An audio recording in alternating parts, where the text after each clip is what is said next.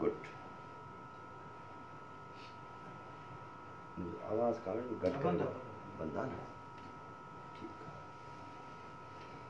अञा पई जीअं सजण सारियो न मरे वटियूं बिह गाॾड़ियूं छोरी छो न पीए लॻी कोन हीअं को गुण ॿारो चल जो नसे तड़होड़ा कन वायूं वणजारनि जूं सरतियूं साम्हूं ॾिन जा अॼु पिण चिकियम चाक मारीनिम फिराक पाड़े जूं पिरनि जा जेसिताईं अवां वॾे तइदाद में महबूब गॾु थियो ऐं शेयर कयो तेसिताईं आउं तव्हांखे लतीफ़ साईं थोरो घणो ॿुधायां थो वणजारे जी माए वणजारो न पलीए इन करे पियो ॿुधायां जो सामूंड जी मुद्दा मौसम आहे पाण नवंबर में दाख़िल थी चुका आहियूं वणजारे जी माए वणजारो न पलीए आयो ॿारहे माह पिणथो सफ़र संभे सेई जोभन ॾींहं जॾहिं सजण सफ़र हलिया रोआं रहन न सुपरी आयल करियां कीअं मूंखे चाढ़े चीं ॿियो वणजारो ओहिरे वञई विसरी शाल जोतो सौदो सिखियो अञा ऐं काल पिणथो सफ़र संभे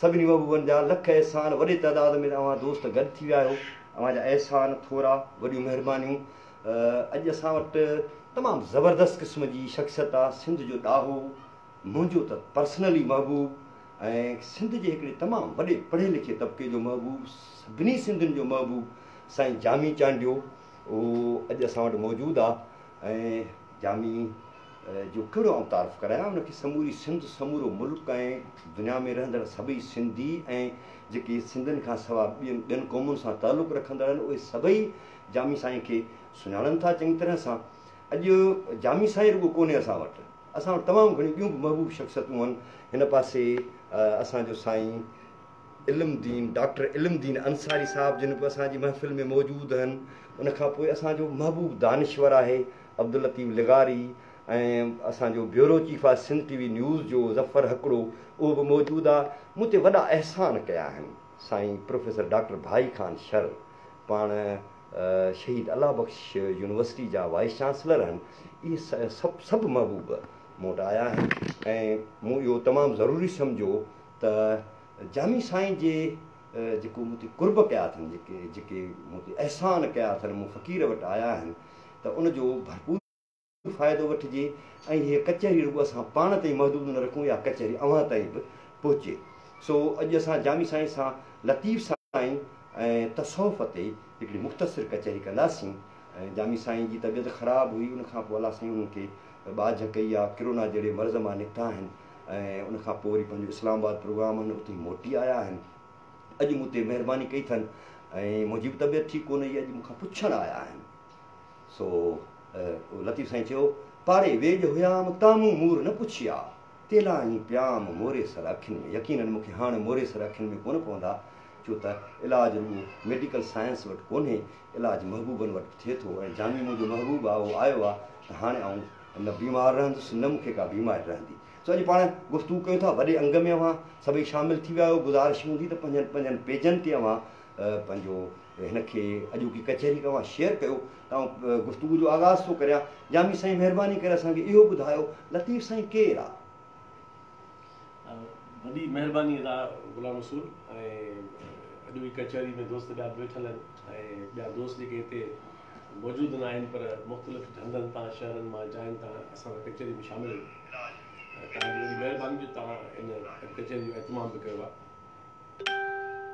इहो सुवालु त शाह लतीफ़ केरु आहे ऐं शाह लतीफ़ जी सुञाणप छा आहे इहो बज़ाहिर तंहिं सिट में सुवालु आहे त इहो हिकिड़ो तमामु वॾो सुवालु आहे ऐं हिकिड़ो जेतिरो ऊनो ऐं गहरो सुवालु आहे ओतिरो इहो वसी सुवालु आहे इन करे हिन सुवाल जी गहराई ऐं हिन सुवाल जी वुसत जा तमामु घणा पासा आहिनि हाणे हिकिड़ो जेको रस्मी तारुफ़ आहे उहो असांजो मौज़ूअ आहे त मां लतीफ़ साईं जी सवाल हयात में वञा ऐं उनजे ॻोठ शहर ऐं ख़ानदान में वञा, उहा मालूमात खणी भाई मौजूदु आहे, इन करे उहा असांजो हिते मौजूदु आहे।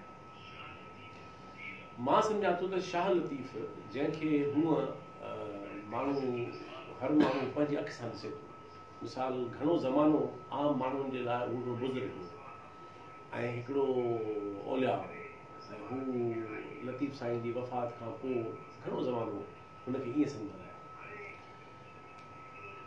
पोइ डॉक्टर गुलबख्शानी साहब हिकिड़ी ॼण त पहिरीं वॾी पेशकदमी कई लतीफ़ियात जे हवाले सां, ऐं डॉक्टर गुलबख्शानी साहब जेको ख़ुदि डॉक्टर निकोलसन जो शागिर्द हो ऐं जेको तसव्वुफ़ जी वॾी अथॉरिटी हुई पंहिंजे 20वीं सदी जे विचधारे ज़माने में, ऐं डॉक्टर निकोलसन उहो माण्हू आहे जंहिं रूमीअ ते बि तमामु वॾो कमु कयो आहे, ऐं जंहिं न रुॻो रूमी ते पर इस्लामी तसव्वुफ़ ते, मुस्लिम तसव्वुफ़ ते उनजो वॾो ग़ैर मामूली कमु आहे।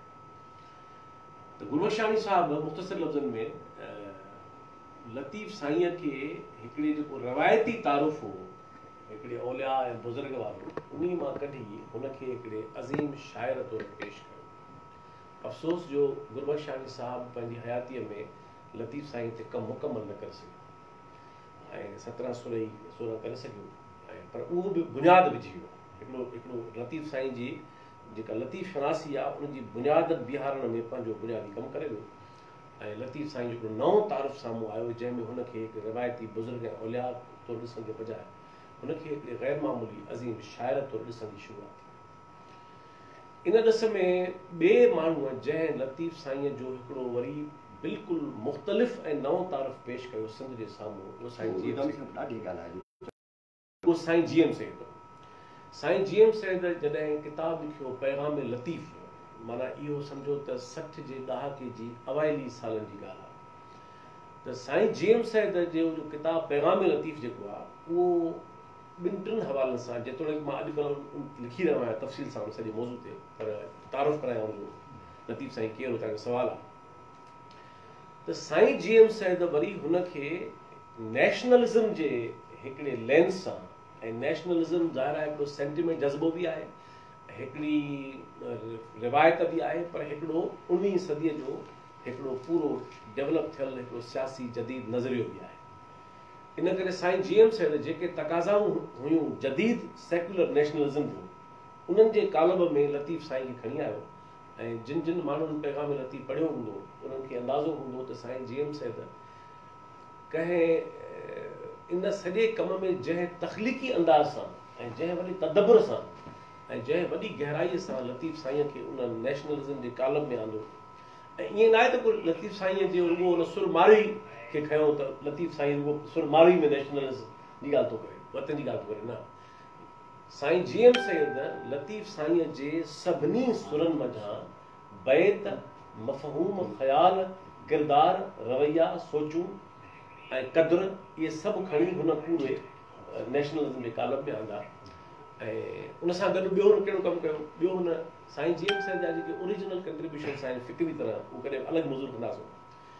उनमें हुनजो वॾो ग़ैर मामूली, ऐं इहा ॻाल्हि किथे अॻ में कंहिं कई न आहे, इहा ॻाल्हि मुंहिंजी ओरिजिनल फाइंडिंग आहे त साईं GM सैद वहदतल वजूद जे फ़िक्र खे सेक्युलराइज़ करे हिकिड़ी जदीद पॉलिटिकल शिकिल ॾिनी। उन फ़िक्र जी अहिड़ी शिकिल मुंहिंजे मुताले में इन खां अॻ में किथे मौजूदु न आहे, जेका साईं GM सैद पंहिंजे किताब जनम ई पंहिंजे हिन में जीअं ॾिठो आहे मूं ऐं घणनि समूरनि किताबनि में हुन ॾिनी आहे, उधार मौज़ू आहे। पर लतीफ़ साईंअ जी जेको तसव्वुफ़ आहे उनखे साईं GM सैद नेशनलिज़म में आंदो, सिंध जी वतन दोस्ती ऐं अवाम दोस्ती जे सेक्युलर ऐं जदीद उन कालम में आंदो। ऐं वॾी ॻाल्हि इहा आहे त लतीफ़ साईंअ जे 18वीं सदी जे तसव्वुफ़ खे 20वीं सदी जी सिंध कीअं इस्तेमालु करे, 20वीं सदी जो सिंध जो समाज जो 18वीं सदी जे तसव्वुफ़ जी रिवायत मां पंहिंजे उन्हनि मौजूदु मख़सूस ऐं उमूमी हालतुनि में उन मां कहिड़ो फ़िक्री कारज पैदा करे उनजो, इहो साईं GM सैद उन ज़माने में कमु कयो जेको वॾो ग़ैर मामूली कमु हो, ऐं जेको लतीफ़ियात जे तारीख़ में हिकिड़ो ॿियो वॾो ग़ैर मामूली कमु हो गुलबख्शानी साहब खां पोइ। ऐं हूअं त लतीफ़ियात जे सिलसिले में तमामु घणनि आलिमनि जो कमु आहे, हिते टाइम घटि आहे, इन करे तमीम रबाई साहब जो किताबु शानदार आहे, ॿिया घणा किताब आहिनि, बाने खान शेख साहब आहे, घणा मौज़ू आहिनि। पर टियों माण्हू जंहिंखे मां हिन सॼे तसलसुल में पेश करणु छो त लतीफ़ यादि लतीफ़ केरु हो उहो उनजो जवाबु हिकु वटि न आहे मुकमल। लतीफ़ केरु हो उन जा जवाब जूं शिकिलियूं आहिनि जेके इज्तिमाही शिकिल में अचे लतीफ़ केरु हो उनजो जवाबु ॾियनि थियूं। उन में गुरबख्शानी साहिबु हिकिड़ो जवाबु ॾिनो, साईं GM सैद हिकिड़ो ॿियो जवाबु ॾिनो ऐं रसूल बख्श पलीअ साहिबु हिकिड़ो वरी टियों जवाबु ॾिनो जंहिं लतीफ़ साईंअ खे इनक़िलाबी फ़िक्र जे रोशनीअ में जीअं साईं GM सैद उनखे नेशनलिज़म जे कालब में आंदो हो ऐं उहा कालब में आणण का मैकानिकत कोन हुई, ईअं कोन साईं ज़ोरी आंदो हुनखे। लतीफ़ साईंअ जे फ़िक्र में उनजे शाइरीअ में उनजे किरदार में उन जोहर में उहे सभु अंसर मौजूदु हुआ जिन खे साईं GM सैद वॾे हिकिड़े तख़लीक़ी अंदाज़ सां ऐं वॾी फ़िक्री तदब्बुर ऐं गहराईअ सां खणी आयो। ईअं ई पलीअ साहिबु वरी हिकिड़ो सफ़ा नओं पासो खयों। उहो पासो इहो हो त जेका जिदोजहद, जेका कुर्बानी, जेका मंज़िल खां वधीक वाट खे अहमियत ॾियण जी ॻाल्हि आहे ऐं जेका नए इंसान जो तसवुरु आहे, जेका सभु जेके तरक़ी पसंदि जदीद क़दुर आहिनि, पलीअ साहिबु पंहिंजे तक़रीरुनि में पंहिंजे लेक्चरनि में जेके हाणे किताबी शिकिल में अची विया आहिनि उन्हनि में हिकिड़ो नओं तारुफ़ पेश कयो अवाम जे वसीतर हल्के वटि शाह लतीफ़ जो। त शाह लतीफ़ केरु हो? त शाह लतीफ़ हिकिड़ो इनक़िलाबी मुफ़क्किर हो, इहो पलीअ साहिबु पेश कयो। साईं GM सैद उनखे क़ौमी दाहे ऐं क़ौमी सूंहे तौरु पेश कयो ऐं गुरबख्शानी साहिबु उनखे दरअसल हिकिड़े क़ौमी न पर हिकिड़े वॾे सूफ़ी शाइर तौरु पेश कयो। इहे टे तारीफ़ हुआ। हाणे तव्हां मूंखां पुछो मां इन तमीज़ करे ॿधी त हिननि आलिमनि जे उन पंध खां सवाइ असांजे नसुल जो जवाबु त कोन्हे उल्टो यकदमि ईंदो।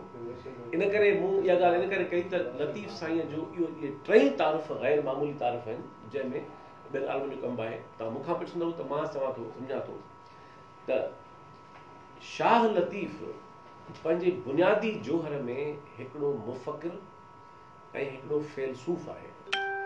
ओभर ऐं ओलह जे रिवायतुनि में हिकिड़ो फ़र्क़ु इहो आहे त ऐं जेको वेस्ट सम्झण खां कासिर आहे इन्ही करे डॉक्टर निकोलसन खां वठी एनिमरी शिमिल खां वठी ऐं तमामु घणनि स्कॉलर्स जेके आहिनि मग़रिब खे सम्झाइण जी कोशिशि कई, ख़ुदि हैगल उनमें शामिल आहे त बाबा ओभर जो फ़लसफ़ो शाइरी में पेश थियल आहे घणे भाङे।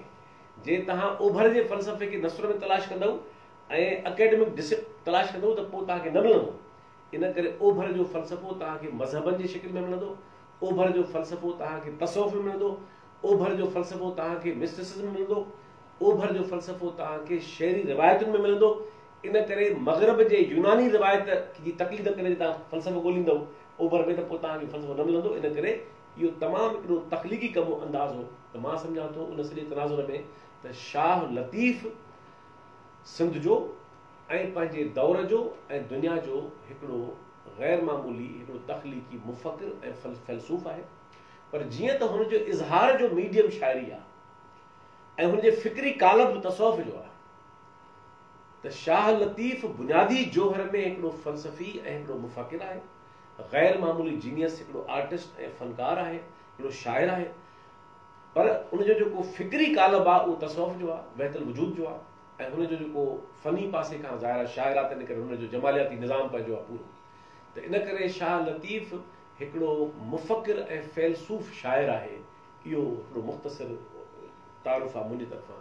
जुज़वियात में वेंदासीं त शाह लतीफ़ हाणे तव्हां ॾिसो त शाह लतीफ़ में हिकिड़ी ॿी इन्फ़रादियत आहे ऐं जेका मूं पंहिंजे शाह लतीफ़ जे बारे में जेको बि मुंहिंजो थोरो घणो कमु आहे जेको मुंहिंजो किताबु ईंदो हुयो उन में मूं तफ़सील सां त बहस ठाही आहे त शाह लतीफ़ जो तसव्वुफ़ रूमी खां मुख़्तलिफ़ आहे। जेतोणीकि रूमी जो वॾो ग़ैर मामूली असरु आहे शाह लतीफ़ ते, जेतोणीकि जेके बि तसव्वुफ़ जूं शाह लतीफ़ खां अॻु जूं रिवायतूं आहिनि उन्हनि सभिनी रिवायतुनि जो शाह लतीफ़ ते असरु आहे।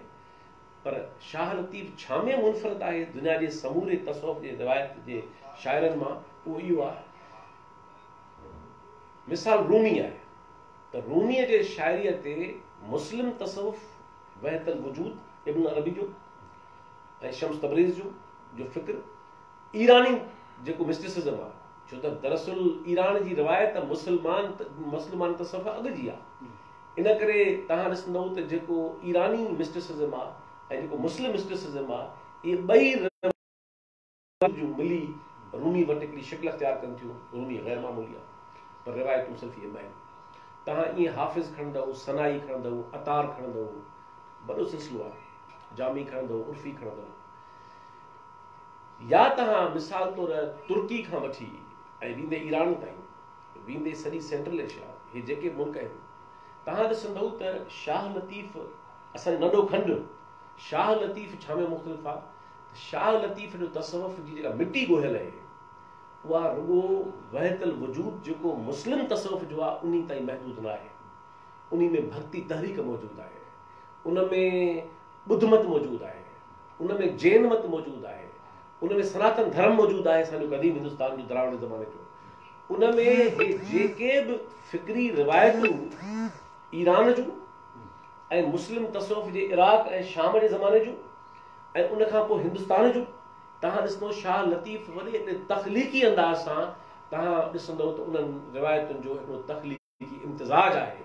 इन करे शाह लतीफ़ उहो शायदि वाहिद वॾो अज़ीम सूफ़ी शाइर आहे जंहिं ते कंहिं बि हिकु रिवायत जी मोहर हणणु मुमकिन न आहे, छाकाणि त हुनजो जेको सॼी जेका हुनजी जेका बीह कहे फ़िक्र जी, उहा हिकु रिवायत मां जुड़ी आहे। इहा थी फ़िक्री ॻाल्हि। मिसाल मूं ॻाल्हि कई त बाबा नानक जा तव्हांखे अंसर मिलंदा, तव्हांखे ॿुधमत जा मिलंदा, तव्हांखे महावीर जा मिलंदा, तव्हांखे चिश्तिया रिवायत जेका असांजे हिंदुस्तान में मौजूदु हुई उहे त तमामु घणा अंसर मिलंदा। पंजाब जे वॾनि अज़ीम सूफ़ी शाइरनि ऐं शाह लतीफ़ में फ़र्क़ु इहो आहे त तव्हांखे घणे भाङे, इन जो मतिलबु न आहे त हू के मामूली नंढा शाइर आहिनि, हू बि वॾा अज़ीम शाइर आहिनि, पोइ इहो उन्हनि जी हतक करण जो मक़सदु न आहे, पर चवण जो मक़सदु इहो आहे त तव्हांखे मिसाल तौरु बाबा फरीद पहिरियों वॾो शाइर आहे त उहो चिश्तिया मसलक जो आहे, उहो हिकिड़े ख़ासि मसलक जे कालम में अंदरि आहे। मिसाल तौरु तव्हां बाबा फरीद खां अॻिते हलो त जेको माण्हू ॿियो वॾो असांखे रिवायत मिले थो बाबा नानक खे अलमियो इहो आहे, हींअर मूं वञी नानकाना साहिब में उते लेक्चर ॾिनो त बाबा नानक रुॻो सिखनि जो न आहे, सिख मत जो न आहे, हू मज़हबी पेशवा न आहे, हू 15वीं सदी जे पोएं अध जो ऐं 16वीं सदी जे पहिरें अध जो नंढे खंड जो तमामु गैर मामूली तनक़ीदी शऊर जो हामिल मुफ़क्किर आहे, हू वॾो शाइर आहे, हुनखे तव्हां महदूद करे छॾियो आहे। त बाबा नानक बि दरअसल उन रिवायत मां मिले थो। तव्हां ॾिसंदव त माधूलाल शाह हुसैन आहे जेको उन जे सदी में ई आहे, त या सुल्तान बाहू आहे, त तव्हांखे घणे भाङे बुलेश आहे, घणे भाङे तव्हांखे कादरिया सिलसिले मां इहे सभु शाइर मिलंदा, या चिश्तिया मां आहिनि या कादरिया मां आहिनि। मुल्तान जी रिवायत सोरवर्दीन जी आहे ऐं ख़्वाजा ग़ुलाम फरीद जेको कोट बिठनि वारो, उहा वरी रिवायत सारी चिश्तिया जी आहे। पर शाह लतीफ़ जो कमाल इहो आहे, हुनजो जेको तारीख़ जो शऊर आहे, जेको हुनजो तसवुफ़ जो जेको वॾो गैर मामूली शऊर आहे, उहो इहो आहे त हुन पाण खे कंहिं बि मख़सूस रिवायत ताईं महदूद न कयो आहे। आख़िरी ॻाल्हि करे ॻाल्हि पूरी थो कयां, हू ॿियो सवाल ते चऊं था, उहा कहिड़ी ॻाल्हि आहे? रूमी जो तसवुफ़ निहायत हसीन आहे, निहायत गहरो आहे, निहायत गैर मामूली जमालियाती आहे, पर सवाल इहो आहे त हुनखे रियल लाइफ में कमु कीअं आणिजे, इहो वॾो सवाल आहे जी। छाकाणि त रूमी जो तसवुफ़ एॾो रूहानी आहे, एॾो दाख़िली आहे, ऐं हुनजो फ़लसफ़े इश्क जेको आहे उहो एतिरो त रूहानी आहे जो हुनखे सेक्युलर माना दुनवी, सेक्युलर मतिलबु आहे दुनवी। त हिन रियल वर्ल्ड में, हिन रियल लाइफ में हिकिड़ो आम माण्हू जेको हिकिड़ो हारी आहे, हिकिड़ो मज़दूर आहे, हिकिड़ो शागिर्द आहे, हिकिड़ो उस्ताद आहे, हिकिड़ो वकील आहे, हिकिड़ो आम माण्हू आहे, उहो पंहिंजी ज़िंदगीअ में उनजी निस्बत कीअं महसूसु करे, छाकाणि त उहो आम माण्हू त जंहिं इश्क खे जे अंदरि आहे उहो त रूमी वारो इश्क कोन्हे जेको रूहानी इश्क आहे। शाह लतीफ़ जो कमाल कहिड़ो आहे त जेतोणीकि हू सूफ़ी शाइर आहे, हुनजो बुनियादी फ़िक्री जोहर ऐं जेको माख़ूज़ आहे उहो वहतल वजूद आहे, पर हुन पंहिंजे वहतल वजूद खे अहिड़नि किरदारनि, अहिड़नि क़दरनि, अहिड़नि रवैयनि, अहिड़नि वार्ताउनि, अहिड़नि सिचुएशन्स ऐं अहिड़े ज़िंदगी जे फ़लसफ़े जे कालम में आंदो आहे जंहिंखे तव्हां फ़क़ति रूहानियत ताईं महदूद नथा करे सघो। उहा ससुई तव्हांजी हिन अमली ज़िंदगी में रहनुमाई करे थी, उहा सुहिणी तव्हांजी अमली ज़िंदगी में रहनुमाई करे थी। सामूंडी सरीदार जा किरदार तव्हांजे अमली, हुनजो हर किरदार, हुनजो हर क़दुरु, इहो त मां चवां त शाह लतीफ़ जो कमाल इहो आहे त हुन तसवुफ़ जे हिकिड़े दाख़िली ऐं रूहानी फ़िक्र खे हिकिड़े अहिड़े निज़ाम हयात जे फ़लसफ़े में आंदो आहे जेको माण्हू पंहिंजे आम ज़िंदगीअ में ऐं आम लाइफ में बि उनखे ॾिस जोड़े सघे थो, उन में पाण खे महसूसु करे सघे थो। इन करे इहा हिकिड़ी गैर मामूली ॻाल्हि आहे शाह लतीफ़ जी। बाक़ी हूअं त कोड़े कायाऊं तुंहिंजूं लिखनि लख हज़ार, शाह लतीफ़ केरु हो इन सवाल ते त माण्हू कलाकनि जा कलाक गुफ़्तगू कनि त न खणंदी ॻाल्हि। पर शाह लतीफ़ इन मुख़्तसिर पैराए में शाह लतीफ़ इन्हनि सभिनी वॾनि अज़ीम सूफ़ी शाइरनि जो तसलसल बि आहे, उन्हनि मंझण बि आहे, उन्हनि जा असर क़बूल कंदड़ बि आहे। ऐं उहे सूफ़ी शाइर सिर्फ़ु मुस्लमाननि जा न, भक्ति तहरीक जा बि, बाबा नानक जो बि, कबीर बि, मीराबाई बि, ऐं हिन हिंदुस्तान जी पूरी रिवायत बि, संस्कृत शाइरी बि, हिंदी शाइरी बि, तामिल शाइरी बि, छो त गुजरात जे ऐं हिन राजस्थान जे पासे ॾांहुं उहे रिवायतूं सभु हिते ईंदियूं।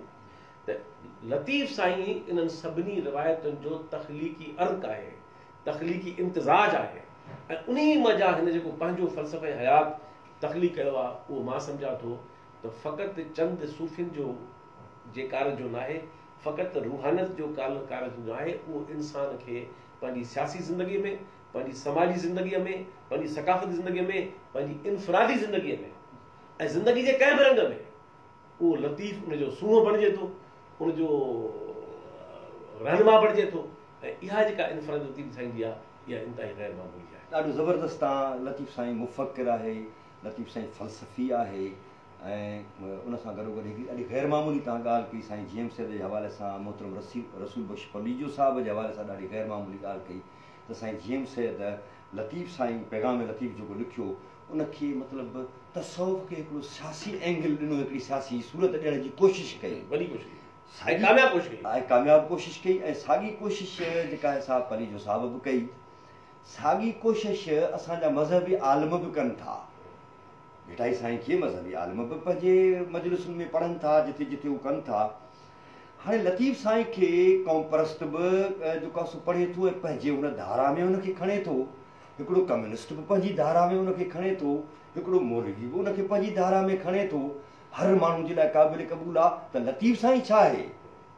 ॾिसो गुलाम साईं, ॻाल्हि इहा आहे त जेका शाइरी आहे न, शाइरी दरअसल उनजो हुस्न इन ॻाल्हि में आहे त शाइरी जो जेको सीगो आहे, जेको मीडियम आहे, उहो सिम्बॉलिज़म आहे।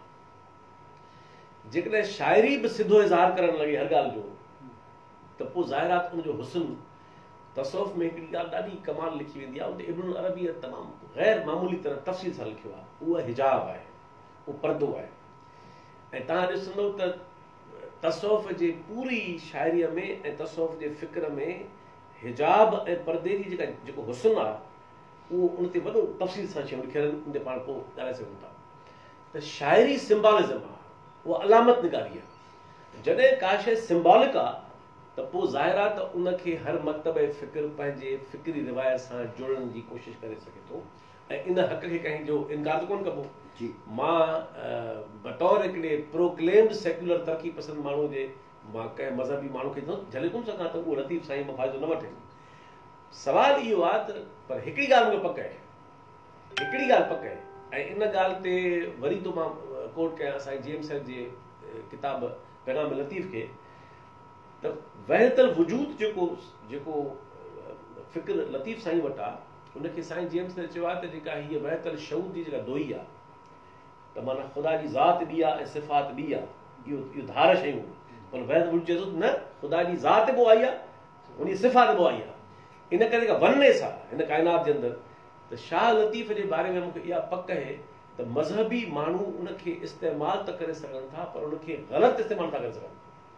शाह लतीफ़ जे शाइरीअ में गुंजाइश ई न आहे जंहिंखे को मज़हबी माण्हू उनजो नाजाइज़ इस्तेमालु करे सघे। बाक़ी इस्तेमालु करणु त उनजो हक़ आहे, करे सघनि था। त शाह लतीफ़ जो हुस्न इहो आहे त जिते उनखे तरक़ी पसंदि, जिते उनखे इनक़लाबी, जिते क़ौम परस्त, जमहूरियत पसंद, इहे जॾहिं रिवायत जा माण्हू उनखे पंहिंजे फ़िक्री धाराउनि में खणी था अचनि, त मज़हबी माण्हुनि खे बि हक़ आहे। पर शाह लतीफ़ जे फ़िक्र जी ऐं किरदारनि जी अहिड़ी बीह कए, मूंखे ॿुधायो त मज़हबी इंतिहा पसंदि छा उनखे इस्तेमालु कंदो ग़लति, जंहिं माण्हूअ जा अक्सरती किरदार सभु गैर मुस्लमान आहिनि। यानी ससुई जेका ब्राह्मण जी थी आहे, ऐं सुहिणी केरु, खावड़ी ऐं रामकलिया किरदार केरु, कहिड़ा बि किरदार खणो सवाइ चंद किरदार। इन करे शाह लतीफ़ खे सभु मकतब फ़िक्र पंहिंजे पंहिंजे अख सां ॾिसनि था, उन मां फ़ाइदो हासिलु करण जी कोशिशि कनि था, ऐं इहो मुंहिंजे ख़्याल में हुनजी वॾाई, हुनजी अज़मत जी निशानी आहे त हुनजो सिम्बॉलिज़म एतिरो ग़ैर मामूली आहे जंहिंखे मुख़्तलिफ़ धाराऊं पंहिंजी छिकियूं थियूं। पर मूंखे इन ॻाल्हि यकीन आहे त का बि मज़हबी इंतिहा पसंद धुर नाजाइज़ मफ़ाद खणी शाह लतीफ़ जो इस्तेमालु कर, हुन में इहा गुंजाइश ई कोन्हे त शाह लतीफ़ जो इस्तेमालु करे सघनि उनजी नाजाइज़ तरह, ऐं अटें थियो बि कोन्हे। त इन करे बाक़ी ज़ाहिर आहे त हिकिड़ो अज़ीम शाइर आहे, हुनजे अंदरि अलामत निगारी एॾी आहे, हुनजे अंदरि गुंजाइश एॾी आहे जंहिंखे तव्हां ज़िंदगीअ जे इज्तिमाही मिसाल थो मां ॿियो ॾियां। भला जेके उनजा बुनियादी क़दर आहिनि, इश्क, सफ़र, सूरियाई, कुर्बानी, ज़ात जी नफ़ी, आदर्श, पंध, तव्हां जेके बि लतीफ़ साईं जा बुनियादी आदर्श खणंदव त इन्हनि आदर्शनि जी जेका तव्हां ॾिसंदव जेका बीह कहे, उहा उनजो कमाल हुस्न इहो आहे त उहा तव्हां असां इनफ़रादी तरह पंहिंजी ज़िंदगियुनि में बि इस्तेमालु करे सघूं था, उनजे कार्य तौरु, ऐं पंहिंजी इज्तिमाही ज़िंदगीअ ते बि उनजो इस्तेमालु करे सघूं था। त मुंहिंजे ख़्याल में इहा जेका वुसअत आहे, जेका हमागिरत आहे, इहा त शाह लतीफ़ जे जमालियात जो, हुनजी लिसानियात जो, हुनजे फ़िक्र जो, हुनजे फ़नी बीहक जो ऐं हुनजे मजमूई फ़िक्री निज़ाम जो कमाल आहे, जो उनखे उनजे सिम्बॉलिज़म जे करे, उनजी वुसअत जे करे मुख़्तलिफ़ रिवायतूं पंहिंजे पंहिंजे अख सां ॾिसनि थियूं। ऐं इहो हुनजो, इहा शाह लतीफ़ जी सघ आहे या उनजी कमज़ोरी न आहे।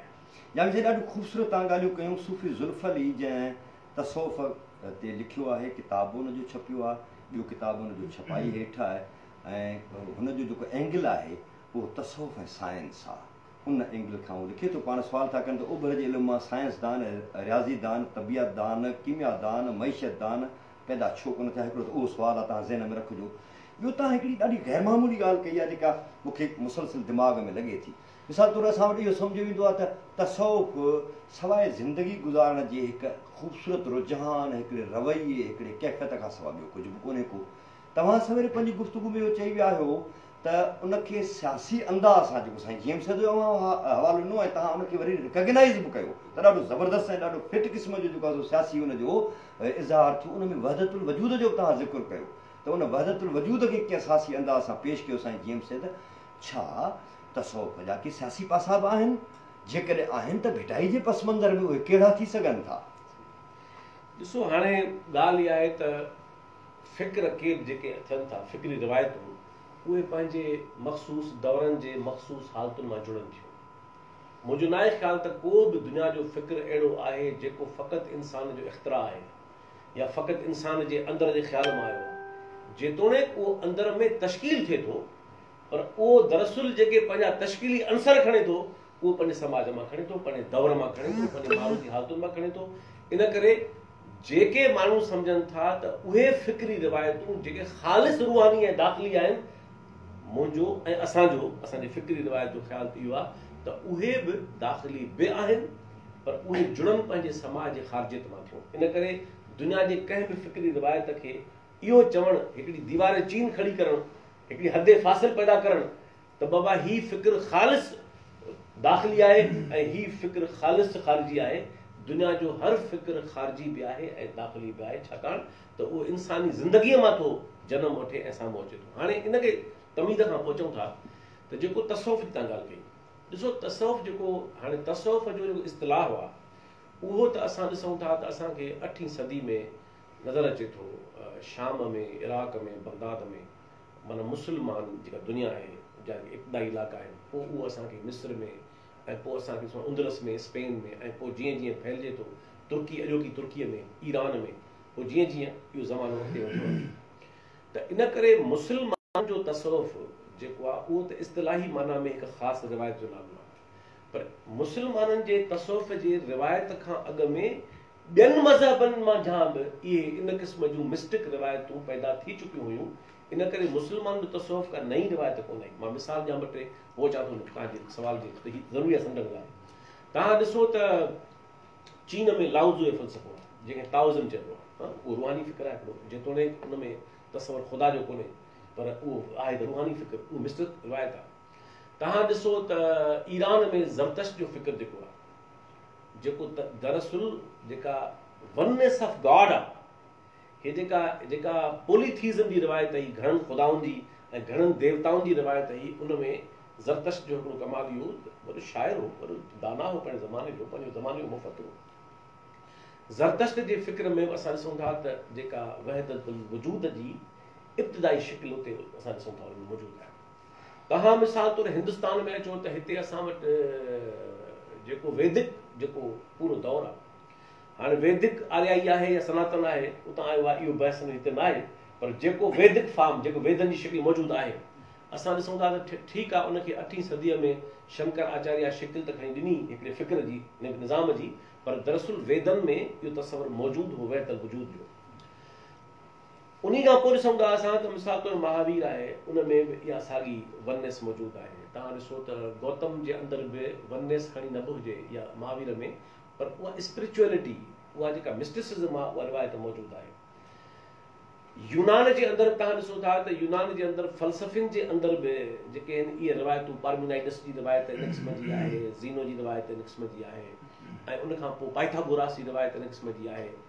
ईअं तमामु घणियूं रिवायतूं ॾिसूं था असां त मुस्लमाननि खां अॻु में चीन में, ईरान में, हिंदुस्तान में ऐं यूनान में ऐं रूमी रिवायत में, इन्हनि सभिनी तहज़ीबुनि में मिस्टिक रिवायतूं मौजूदु हुयूं ऐं मौजूदु रहियूं बाद में। हाणे जेको मुस्लमाननि जो तसव्वुफ़ आहे, जंहिंजी जुड़त ॾिसूं था असां 8वीं सदी में थिए थी ऐं उहो जुड़ी साम्हूं अचे थो। हाणे उन में टाइम बचाइण जे ख़्याल खां त थुले लेखे जेकॾहिं तव्हां उनखे तफ़सील जुज़वियात में न वञो तारीख़ में, ऐं जेकॾहिं कॾहिं तव्हां चाहींदो त मां तव्हां सां इन जी जुज़वियात में न तयारु आहियां, तव्हां ॾिसो थुले लेखे इहे रिवायतूं ॿिनि फ़िक्री धाराउनि में ठही जुड़ी बीठियूं। हिकिड़ी रिवायत जे जा बानी त खणी 8वीं सदी खां हसन बसरी, राबिया बसरी ऐं पोइ मारफुल ऐं जेके पूरा जेको रिवायत आहे जुनैद बगदादी, उनखां अॻु में बिस्तामी बायज़ीद ईरान में, ऐं पोइ पूरी हला जी रिवायत आहे इहा। पर उनखे थ्योराइज़ करण वारो माण्हू, उनखे फ़लसफ़े जी शिकिल ॾियण वारो माण्हू इब्न अरबी हो, जेको दरअसल रूमी जे फ़िक्री उस्तादनि मंझां हो, ऐं दरअसल शम्स तबरेज़ जी हुन सां मुलाक़ातूं बि आहिनि। इहो किताबु जेको हिकिड़ो ई किताबु आयो दिलचस्प आयो आहे, मी एंड रूमी, तबरेज़ जे बारे में, त तव्हां उन में ख़बर पए थी त हे जेको असां वटि तारुफ़ आहे शम्स तबरेज़ जो, कॾहिं रखो त निश्चित ॻाल्हायूं बारे में, त हे जेको तारुफ़ आहे त मस्तानो हो, ईअं पियो हलंदो। शम्स तबरेज़ फ़लसफ़ी हो, शम्स तबरेज़ मुफ़क्किर हो। तव्हां जे शम्स तबरेज़ जा मुकालमा पढ़ंदव ऐं डायलॉग पढ़ंदव ऐं तनक़ीद तबसरा पढ़ंदव तव्हां त हैरान था रहिजी वञो तव्हां त हू केॾे वॾे पाइदे, हिते चङो माण्हू पढ़नि कोन था, किताब मां ॾिए पियो आहे, जे कोई पढ़नि त हिते ॿाहि भरी वञे त छा थो चए मज़हब जे बारे में। त मुस्लमाननि जो जेको तसव्वुफ़ आहे, जेको वहदतुल वजूद जी शिकिल में उभरियो, जंहिंजो लतीफ़ साईं हिते वॾो तमामु वॾो नालो आहे। ॿी रिवायत जेका इन सॼे, छो त तव्हांखे ख़बर आहे त जेके जॾहिं इहा तश्कील थी मुस्लमाननि जे तसव्वुफ़ जी 8वीं सदीअ खां, इन में मुस्लमाननि जी मिसाल तौरु नबी साईं जे हयातीअ मां कुझु अंसर ऐं रवैया बि इन तसव्वुफ़ खयां, जेके ख़िलवत जा आहिनि, फ़क़ीरी जा आहिनि ऐं ग़ुरबत में गुज़ारण जा आहिनि, इहे अंसर उन्हनि खयां। या मिसाल तौरु उन सां गॾोगॾु असां ॾिसूं था त यूनान जो असरु 8वीं सदी में शुरू थी चुको हो अरबनि ते ऐं मुस्लमाननि ते। त ज़ाहिर आहे जॾहिं फ़लसफ़ो ईंदो, चइबो आहे जॾहिं ख़ुदा हुस्न ॾींदो आहे त तव्हांखे पाण ईंदी आहे। जॾहिं यूनान जो फ़लसफ़ो मुस्लमाननि करणु शुरू थी वियो तर्जमनि जी शिकिल में, त असां ॾिसूं था त अलकिंदी ऐं पोइ पूरी तहरीक जेका मोतलाइट्स जी ट्रांसलेशन मूवमेंट आहे पूरी, नतीजे में यूनानी ऐं रूमी तहज़ीब जा जेके फ़लसफ़ियाना जेके अंसर हुआ उहो इस्लामी तसव्वुफ़ जी रिवायत में मिलनि था। हिंदी तसव्वुफ़ जेको आहे, जेको मिस्टिक रिवायत आहे, उहा बि इलेक्ज़ेंड्रिया जे ज़माने में, छा इलेक्ज़ेंड्रिया उहो शहर आहे जिते फ़लसफ़िन जो शहर, वापार जो शहर त हुयो, पर इलेक्ज़ेंड्रिया फ़लसफ़िन जो शहर बि हो, ऐं जेको मिस्र में आहे। तव्हां ॾिसो त उते पहिरीं सदी ईस्वी में हिकिड़ो यहूदी फ़लसफ़ी आहे फ़िलो, जंहिं पहिरियों दफ़ो वहदतुल वजूद जी तसवर जी ॻाल्हि उते पेश कई। ऐं पोइ 3 सदीअ में असां ॾिसूं था त प्लाटिनूस जेको आहे, जेको दरअसल वॾो वहदतुल वजूद जो जेको पहिरियों वॾो सम्झो वेंदो आहे माण्हू दुनिया में, उहो अफ़लातीनूस आहे, जंहिं तजली जो फ़लसफ़ो ॾिनो मिस्टिक जूइश मिस्टिसिज़म मां खणी, ऐं जंहिं बिहारी ॻाल्हि आहे त मुस्लमाननि जो तसव्वुफ़ दरअसल हिंदी, छो त इलेक्ज़ेंड्रिया में हितां साधू पींदा। बिस्तामी बायज़ीद जे उस्ताद जंहिंजे बारे में बू सिंधी जे बारे में चयल आहे त उहो दरअसल हिते जो हिंदू हो, बाद में मुस्लमान थियो ऐं पोइ उहो उनजो उस्ताद बणियो। त इहे जेके फ़िक्री रिवायतूं सभु अची गॾियूं इराक़ में ऐं मिस्र में, त ज़ाहिर आहे जॾहिं फ़िक्री रिवायतूं पाण मिलंदियूं त उन मां नयूं जनम वठंदियूं। त इन करे मुस्लमाननि जो तसव्वुफ़ हिंदी वेदांत मां, यूनान जे फ़लसफ़े मां, नबी साईं जी ज़िंदगी ऐं उन जे हयातीअ जा जेके इहे जेके पासा हुआ ख़िलवत जा ऐं फ़क़ीरी जा ऐं ग़ुरबत में गुज़ारण जा, बेतमा हुजण जा, उहे अंसर ऐं ॿिया केतिरा अंसर आहिनि इन्हनि ईरान जी तहज़ीब।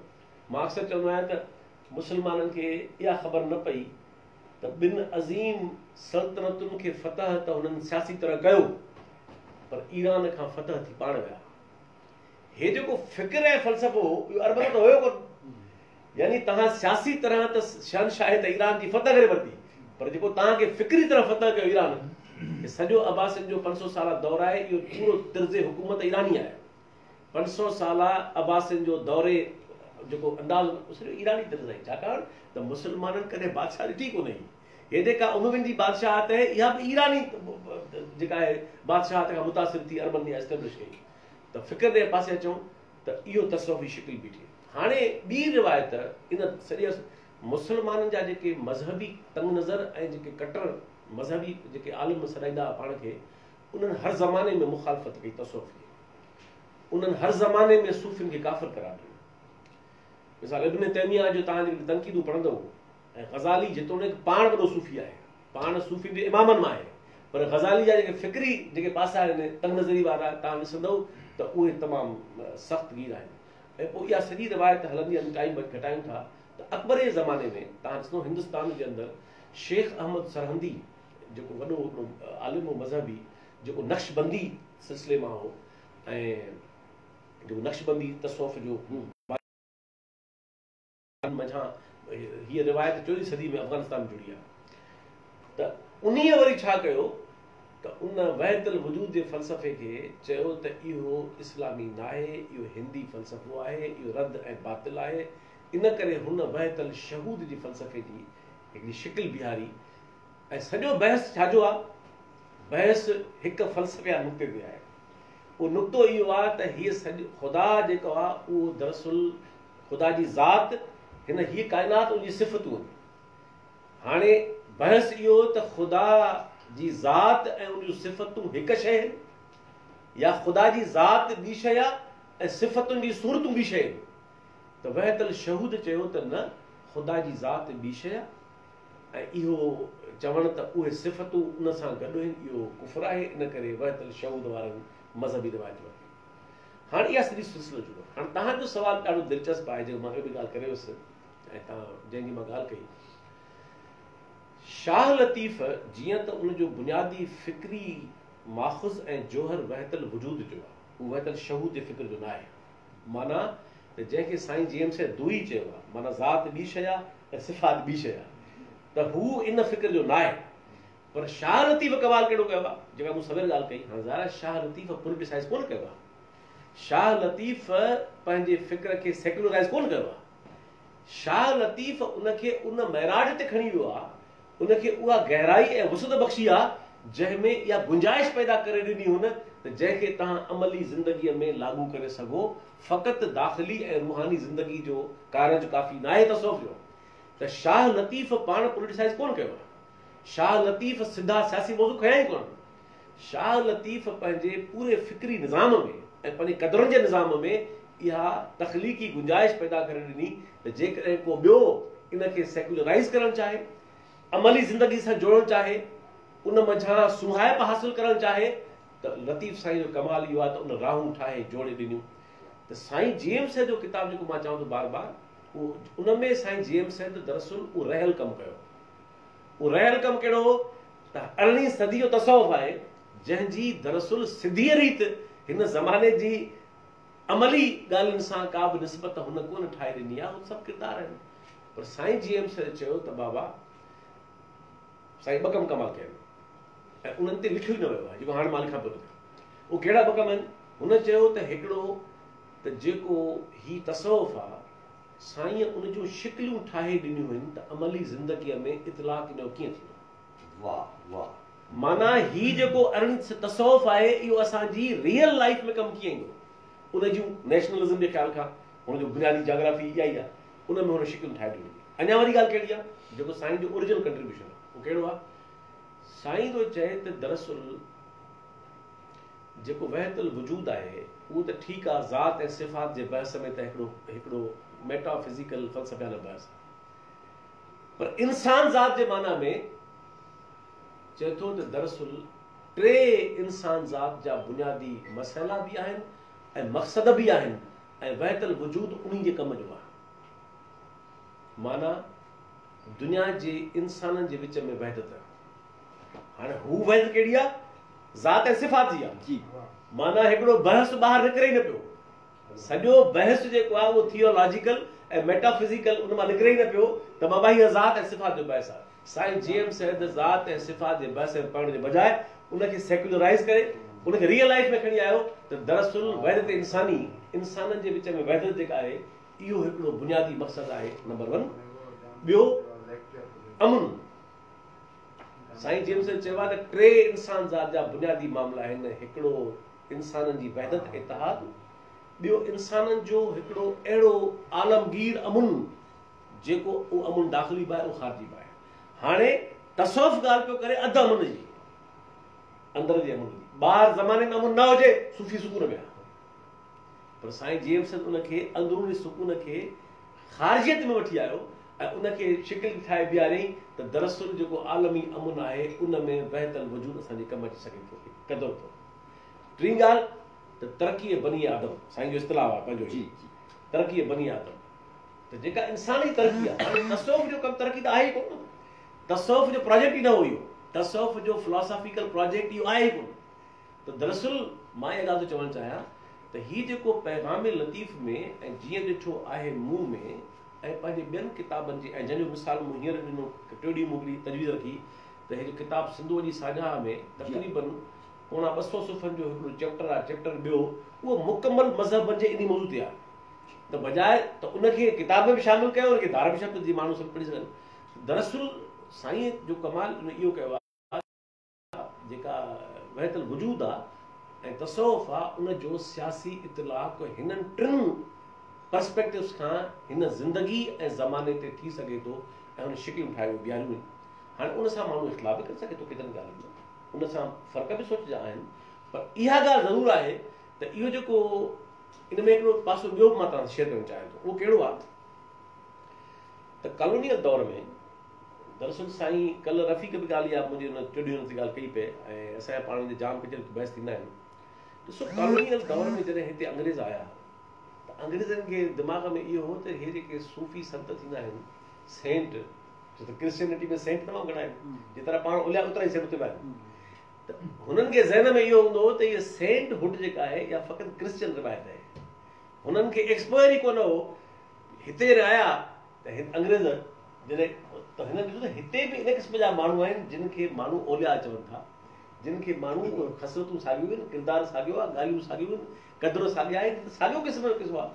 पोइ कॉलोनियल दौर में दरअसल हे जेको चवनि था न जेको मिसाल तौरु सूफ़ीज़म, इहो वॾो बहस तलब मौज़ू आहे त छा तसौफ़ इज़म आहे न आहे, इज़म त हिकिड़ो सियासी नज़रियो आहे, त इन करे इन ते केतिरनि एतिराज़ वारियो आहे त बाबा इनखे तसौफ़ ई सॼो, इनखे मुस्लिम मिस्टिसिज़म सॼो, इनखे सूफ़ी इज़म न चओ, छो त इज़म हिकिड़ो जदीद सियासी नज़रियो आहे जेको सुठो आहे ख़राबु ॿी ॻाल्हि आहे, पर नज़रियो त दरअसल इहो कॉलोनियल दौर में जेका हिकिड़ी इंटरप्रिटेशन थी त उनखे डी कॉलोनाइज़ करणु ऐं उनखे डी कंस्ट्रक्ट करणु अॼोके जदीद मानाउनि में या पोस्ट मॉडर्न माना में, त मुंहिंजे ख़्याल में साईं जेम्स सैद जॾहिं इहे किताब लिखिया त उन तसौफ़ जे उन्हनि रिवायती बीहक खे ट्रांसफॉर्म बि कयो ऐं डी कंस्ट्रक्ट बि कयो ऐं वरी मां चवां त इन सॼे कम खां पोइ रीकंस्ट्रक्ट बि कयो। वाह वाह। ऐं इहा आहे सियासी शिकिल जेका हुन उनखे सेक्युलराइज़ करण जी, त मां सम्झां थो हिकिड़ो मुकमल हिकिड़ो दाख़िली फ़िक्र सम्झो वेंदड़ हिकिड़ो निज़ाम ख़्याल उनखे सेक्युलराइज़ करे ऐं मतिलबु दुनिया ठाहे, दुनिया कम जो ठाहे, उनखे अदीब इस्तेमालु करे, उनखे शाइर इस्तेमालु करे, उनखे सियासत इस्तेमालु करे, तहरीकूं इस्तेमालु करे, अकेडमिक वन इस्तेमालु करे, उहो माण्हुनि जे मथां आहे। पर इहा शइ साईं करे ॾेखारी, त इन करे मुंहिंजो जवाबु इहो आहे त लतीफ़ साईं को बराह रास्त तसौफ़ जे अंदरि को उनखे पोलिटिसाइज़ कोन कयो, साईं पंहिंजे दायरे अंदरि ई रहियो, पर हुन उनजी वुसअत ऐं गहराई खे इन पद ते खणी वियो जिते अॼु असां उनखे ज़िंदगी जे अमली शिकिलनि सां बीहारे सघूं था। हिसाब कयो, इहो ॿियनि केतिरनि कयो आहे। इन करे इहे शिकिलियूं माण्हू बीहारे ससुई खे तव्हां इनकलाबी किरदार करे पेश कयो। हाणे ससु जे बाबा गुमान में कोन्हे त को उहा इनकलाबी हुई, पर जेका ससु जी ट्रांसफॉर्मेशन आहे, जेका उनजी जेका लेवल ऑफ कमिटमेंट आहे, स्ट्रगल आहे, उहा बिल्कुलु तव्हांखे लॻे थो त इहा बॉल्शेविक्स बि ईअं ई हूंदा जीअं ससु ई हूंदी। त इहो जेको सिम्बॉलिज़म खे जेको खणी अचणु आहे हिन सां हाणे लतीफ़ साईं जे उमर मारवी सुर में त हुनजो मारवी जो वतन त पंहिंजो ॻोठु आहे, बालवा आहे, कहिड़ो वतन सिंधौर जो, पर साईं जेम्स सैयद उनजी जेका जोग्राफियाई ऐं इलाक़ाई माना ताईं हुनखे महदूद कोन रखियो, हुनजी इस्तिलाही माना खणी ऐं उनजे जोर खे खणी उनखे वतन ताईं खणी वियो ऐं पंहिंजे माण्हुनि माना आवाम ताईं खणी वियो। मारवी जे ज़माने में तसवर आवाम जो हुयो ई कोन। मारवी जे ज़माने में अवाम नाले शइ रूए ज़मीन ते मौजूदु ई न हुई। अवाम माना जंहिंजा हक़ हूंदा आहिनि, अवाम माना जंहिंजा राइट्स आहिनि। अॻी त रहियत हूंदी, अवाम किथे हूंदो? त हाणे उन खे अवाम करे पेश करणु, त इहा जेका डीकंस्ट्रक्शन आहे ऐं पोइ रिकंस्ट्रक्शन आहे तसवरनि जी, इहा दुनिया में कमु थींदो आहे ऐं इहो कमु थियणु खपे। जे ईअं न कबो त इंसानी तारीख़ जा तक़रीबन 90% खां मथे फ़लसफ़ा कंहिं कमाया कोन्हनि, हे सभु ख़्याल कंहिं कमाया कोन्हनि, हे मज़हब कमाया कोन्हनि। तख़लीक़ी रवैयो खपे हिकिड़ो ॾाहप तदब्बुर वारो, जेको असांखे पंहिंजे लेगेसी सां जोड़े बि सही ऐं उन मां ओतिरो ई अंसर खणे कम जो आहे। त इन करे मुंहिंजे ख़्याल में इहो कमु मिस्त्रियुनि जो न आहे, इहो कमु आलिमनि जो आहे, इहो कमु तख़लीक़ी मुफ़क्किरनि जो आहे। मिस्त्री माना मैकानिकत वारा, लतीफ़ साईं जो आहे त उत्कृत वारा केतिरा, ही मिस्त्री न, उत्कृत वारा केतिरा, कृत कंदे को, कृत में तूं किथे पढ़ी हुनखे। त इन करे हीउ जेको कमु आहे इहो तख़लीक़ी क़िस्म जो कमु आहे ऐं इहा डीकंस्ट्रक्शन ऑफ थॉट ऐं जेका कंस्ट्रक्शन आहे इहा बिल्कुलु दुनिया में थींदी आहे। तव्हां ॾिसो त दुनिया में कहिड़ा फ़लसफ़ियाना रिवायतूं आहिनि, उन्हनि रिवायतुनि खे अॼु बि माण्हू इन करे थो रिलेवेंट सम्झे जो छाकाणि त उन्हनि जी निस्बत बीहारी हुई आहे। त इहो साॻियो तसव्वुफ़ सां थियो आहे। इन करे लतीफ़ साईं पाण कोन दावा कई आहे त उहो सियासी मुफ़क्किर आहे, पर लतीफ़ साईं जी शाइरी में इहा गुंजाइश आहे उनजे फ़िक्र में जो हुनखे असां जोड़े सघूं था। सभई दोस्त लातादाद दोस्तनि अवां सां मोहबत जो इज़हार पिया कनि, तमामु घणो ख़ुशि पिया थियनि अवां जी गुफ़्तगू ॿुधी, सवाल बि दोस्तनि कया आहिनि ऐं वाक़ई बि ग़ैर मामूली गुफ़्तगू आहे। हिकिड़े दोस्त सरवाण जोखियो आहे, उन सुवालु कयो आहे साईं तसव्वुफ़ जी इल्मियाती महरूज़त कहिड़ी आहे, उनजो इहो सुवालु आहे। ॿियो दोस्त आहे साईं सूफ़ी ज़ुल्फ़ली जो मूं अव्हांखे ॿुधायो, हा सूफ़ी ज़ुल्फ़ली जो जवाबु तमामु अहम सुवालु आहे, तंहिं करे उनजो जवाबु अचणु बि खपे त उभर जे इल्म मां साइंसदान छो न पैदा थिया, रियाज़ीदान ऐं तबियातदान, कीमियादान, मईशतदान छो कोन पैदा थिया उभर तरफ़, जेको तव्हां सवेरे कयो। पर उन सां गॾो गॾु ॿियो सुवालु एड थो करे छॾियां, घणा सुवाल नथो करणु चाहियां छाकाणि त जेको सुवालु तयारु थो कयां त उनजो तव्हां अॻे गुफ़्तगू में जवाबु ॾेई था वञो। लतीफ़ साईं जो जेको वहदतुल वजूद आहे उहो कहिड़ो आहे? असां वटि वहदतुल वजूद जा मुख़्तलिफ़ तसवर आहिनि, हिकिड़ो सामी तसवर आहे, हिकिड़ो ग़ैर सामी तसवर आहे। सभु सभो ई हाल मझाई मालूम थिए, पाणे जल जलालू, पाणे जान जमाल, पाणे सूरत पिरे जी, पाणे हुस्न कमाल, पाणे पीर मुरीद थिए, पाणे पाण ख़याल, सभु सभो ई हाल मझाई मालूम थिए। या वरी राम कलीम ते हलिया वञूं, स्वयं सां आज़ान जा अज़ला अॻे हुई, नकी मुस्लमान नकी कम कुफार थी, नकी मुस्लमानी मन, हाणे सामी सॼियोसि ग़ैर सामी सॼियोसि। जेकॾहिं मां इन सुवाल खां शुरू कयां विसरी वञे पोइ पोइ सुवालनि ते हीउ सुवालु तव्हांजो मूंखे वधीक मोहे थो ऐं पोइ ज़ुल्फ़ साईं जे सुवाल ते चवां थो ॿियनि जे रखो। ॾिसो सवेरे जीअं मूं ॻाल्हि कई त वहदतुल वजूद जो फ़लसफ़ो दरअसल सामी मज़हबनि जे तसवरनि जे खां मुख़्तलिफ़ आहे। सामी मज़हबनि जे अंदरि जेको ख़ुदा जो तसवर हो उहो पर्सोनिफाइड गॉड जो तसवर आहे, माना हिकिड़ो शख़्सी ख़ुदा जंहिंजूं सभई सिफ़तूं शख़्सी आहिनि, जंहिंजूं अलामतूं शख़्सी आहिनि, जंहिंसां निस्बत जुड़ियल जेका ख़्याल जी आहे उहा शख़्सी आहे। इन करे सामी मज़हबनि में, ऐं ईअं न आहे त कोई सामी मज़हबनि में रुॻो ईअं आहे, ॿियनि का पासनि में बि ख़ुदा जे, छो त हीउ जेको हिकिड़ो जेको पोइ भली पोलीथीज़म हुजे या उन खां पोइ मोनोथीज़म हुजे, माना घणनि ख़ुदाउनि ऐं देवताउनि जा मज़हब, या वञी आख़िर में हिकु ख़ुदा जो तसवर जेको ईरान ऐं दरअसल जुडाइज़म में यहूदियत में ठही बीठो, जुड़ी बीठो, ऐं हिंदुस्तान में कश्मीर जो आहे मौजूदु।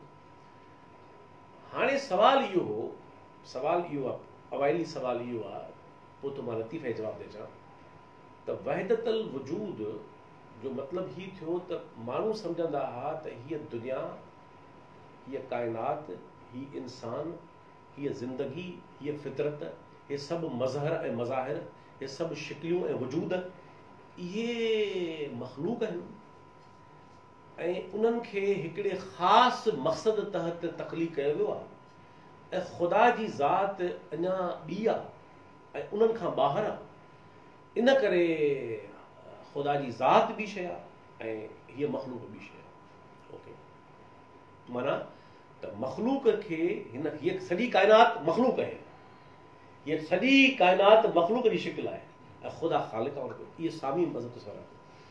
हाणे मां को उन ते तनक़ीदी सवाल थो पेश कयां, मां शिकिल थो ॿुधायां त शिकिल इहा आहे। ओके, अॻिते हली इहो सुवाल सामी मज़हबनि जो हिकिड़ी शिकिल वठी बीठो त भला पोइ ख़ुदा जो तसवर जेको आहे, भला हीअ त थी मख़लूक, पोइ हिकिड़ो तसवर आयो त ख़ुदा दरअसल त ख़ालिक़ आहे ऐं उहो त ज़ाहिरानी ज़ात आहे, छो त जे पर्सोनिफाइड जो मतिलबु ई ज़ात आहे।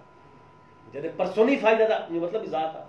त हे जेके बि मख़लूक जूं शिकलियूं आहिनि, मख़लूक मां नथो सम्झां हुनखे, पर जेको चयो वञे थो मख़लूक हुनखे रिवायती ॿोली में, उनजो मतिलबु इहो आहे त हे सभु दरअसल ख़ुदा जूं सिफ़तूं आहिनि, जेको वहतल शऊं जो तसवर आहे।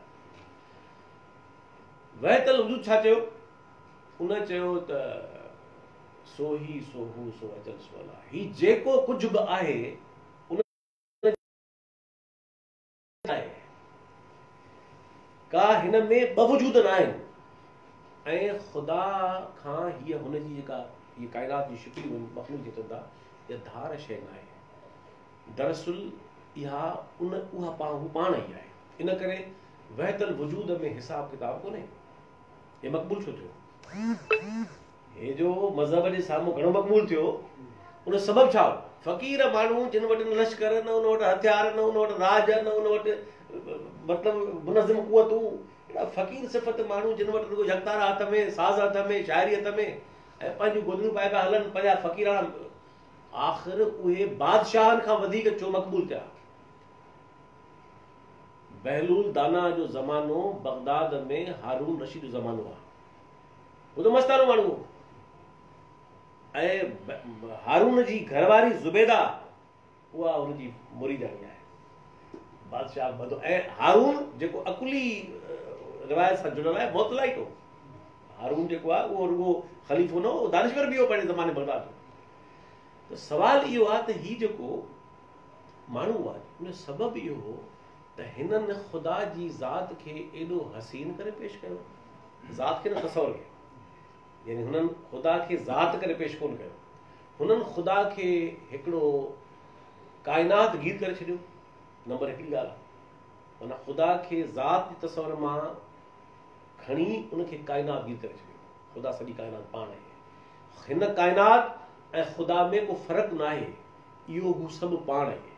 हिकिड़ी ॻाल्हि, हुन वटि को हिसाब किताब कोन्हे, हुन वटि का पुछा कोन्हे, हुन वटि हिकिड़ी शयूं ई ॿ आहिनि, उहो आहे त हिकिड़ो आहे इश्क ऐं उन इश्क जी जेका पंध आहे उहो सूफ़ी जो पंध आहे, जंहिंखे सूफ़ी पात चवंदा आहिनि।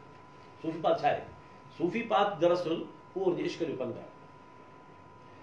ऐं मक़सदु उन सवली सिंधी में चऊं, सफ़ा मतिलबु चऊं त बाबा ही काइनात, हीअ जेके बि मज़हर ऐं शिकिलियूं आहिनि, इहे सभु ख़ुदा जो पंहिंजो पाण वजूद आहे। इहो जेको तसवर आहे। हाणे तव्हां जो सुवालु ॾाढो दिलचस्प आहे त लतीफ़ साईंअ वटि इहा शिकिल अचे बीठी कीअं आहे? इहो सुवालु मुंहिंजो जवाबु ॾियो कहिड़ो। लतीफ़ साईंअ वटि कमाल जो इहो आहे त तसौफ़ में सॼो बहस इहो हो न त बाबा जुज़ ऐं कुल जो मसइलो आहे। ख़ुदा ज़ात न आहे, मुकमल काइनात आहे ऐं जेको बि मज़हर आहे उहो जुज़ आहे हुनजो। पर जॾहिं जुज़ उन कुल खां परे आहे त उहो बेचैन आहे, बेकैफ़ आहे, बेसुकून आहे। इन करे हुन जुज़ जी कुल हासिलात इहा आहे, उनजो पंध इहो आहे त हू इश्क में मोटी अचे, हू पंहिंजो असुलु सुञाणे ऐं उन असुल ॾांहुं मोटण जे लाइ जेको इश्क अथसि उन लाइ सफ़र करे। ऐं हुनजो इन करे ई सबबु आहे जो सूफ़ी कॾहिं बि जनम ॾींहुं न मल्हाईंदा आहिनि। सूफ़ी हमेशह मल्हाईंदो आहे वफ़ात जो ॾींहुं ऐं चवंदो आहे की उर्स आहे। मूंखे ॾाढी वणंदी ॻाल्हि आहे, माना हिकिड़ी शइ ते माण्हू मातम वेही करे रोए पिटे वेही सूफ़ी वटि उहा हसीन घड़ी आहे, छो त हू सम्झे थो त दरअसल जेको मुंहिंजी वफ़ात आहे इहा कुल सां जुज़ जी वसल आहे, जंहिंखे हू उरुस चवे थो। उरुस आहे चइबो आहे कुंवार खे, माना एॾे चइनि सां। हाणे इहो सॼो बहस जेको आहे वहदत वजूद जो, इहो आहे त ख़ुदा ऐं काइनात में निस्बत कहिड़ी आहे, हिकु सुवाल इहो आहे। ॿियो सुवाल इहो आहे त जुज़ ऐं कुल जो मसइलो आहे, माना माण्हू बतौर इंसान जे इंसान आशिक़ ऐं महबूब जो उहो तसवर जो तसवर ॿी शिकिल आहे। शाह लतीफ़ जो कम, शाह लतीफ़ इन तसवर ते क़ाइमु रहंदे, ईअं न आहे त ख़बर निकितो आहे, इन ते क़ाइमु रहंदे हुन वहदत वजूद छा चयो आहे, हुन ससुई ऐं पुनू जे मेलाप खे हुस्नाक सम्झो आहे। हाणे तव्हां हुनखे ज़ोरी हलबरू रूहानी ठाहियो, माना रूहानी त उहा आहे, पर तव्हां ज़ोरी मज़हबी ठाहियो त ॿी ॻाल्हि, न त ससुई त हिकिड़ी जीअरी इंसान हुई, उहा हिकिड़ी धोबिण हुई, उहा खटियाणी हुई ऐं बंबोर जी वेठल हुई, ऐं पुनू जेको आहे उहो त हुन पासे जाम हो। त लतीफ़ साईं जो जेको वहदत वजूद आहे उनजो कमाल इहो आहे त उहो दरअसल आशिक़ ऐं महबूब जे विच में जेका वहदत आहे इश्क जे शिकिल में, उहा क़ाइमु करे थो ॾेखारे, जेका फ़क़ति ख़ुदा ऐं इंसान जे ताईं महदूद न आहे। यानी शाह लतीफ़, तव्हां ॾिसो रूमी ऐं इहो फ़र्क़ु लतीफ़ साईं में, तव्हांखे रूमी जी शाइरी निहायत हसीन आहे, को शकीन आहे, पर तव्हांखे उन में सकाफ़ती लोक दास्तान किरदार न मिलंदा, छो त हुनजो टोटल जेको सवाल आहे फ़लसफ़ियाणो, हालांकि शाह लतीफ़ जे शाइरीअ खां 50-100 भेरा मथे शाइरी अंग में बीठी आहे रूमी जी, ऐं वॾी अज़ीम शाइरी आहे, को शकीन आहे, पर रूमी जो जेको प्रोजेक्ट आहे उहो फ़क़ति उहो सवाल आहे जुज़ ऐं कुल वारो, हुनजो इश्क इंसान ऐं ख़ुदा जे विच में इश्क आहे। पर शाह लतीफ़ जो जेको वहदत वजूद आहे उहो इहो आहे त इंसान जो इंसान सां इश्क, ससुई जो पुनूअ सां इश्क, सुहिणी जो मेहार सां इश्क, रामकली जोगी ऐं खावड़ी जो पंहिंजे ख़्याल सां बि इश्क, मैं ताईं ख़्याल आहे मिलसा नाल ख़्याल दे। त शाह लतीफ़ उन जूं अहिड़ियूं दुनवी रियल जीअरियूं जागंदियूं ज़िंदह नामियाती ऑर्गेनिक शकिलियूं ॿियारियूं जो माण्हू ॾिसी हैरान थो थी वञे त हीअ फ़क़ति ख़ुदा ऐं इंसान जे विच में इश्क जी ॻाल्हि न आहे, उहा बे आहे। ईअं न आहे त उहा न आहे, उहा बे आहे, पर इहा इंसान जी इंसान सां, माना त लतीफ़ साईं इहा ॻाल्हि साबित कई, ऐं इन माना में हीअ ग़ैर मामूली आहे, हिन साबित कई त जेतिरो इश्क इंसान ख़ुदा जे तसवर सां करे सघे थो, ओतिरो ई इश्क उन गहराईअ सां, वुसत सां ऐं शिदत सां उहो इंसान इंसान सां भी करे सघे थो।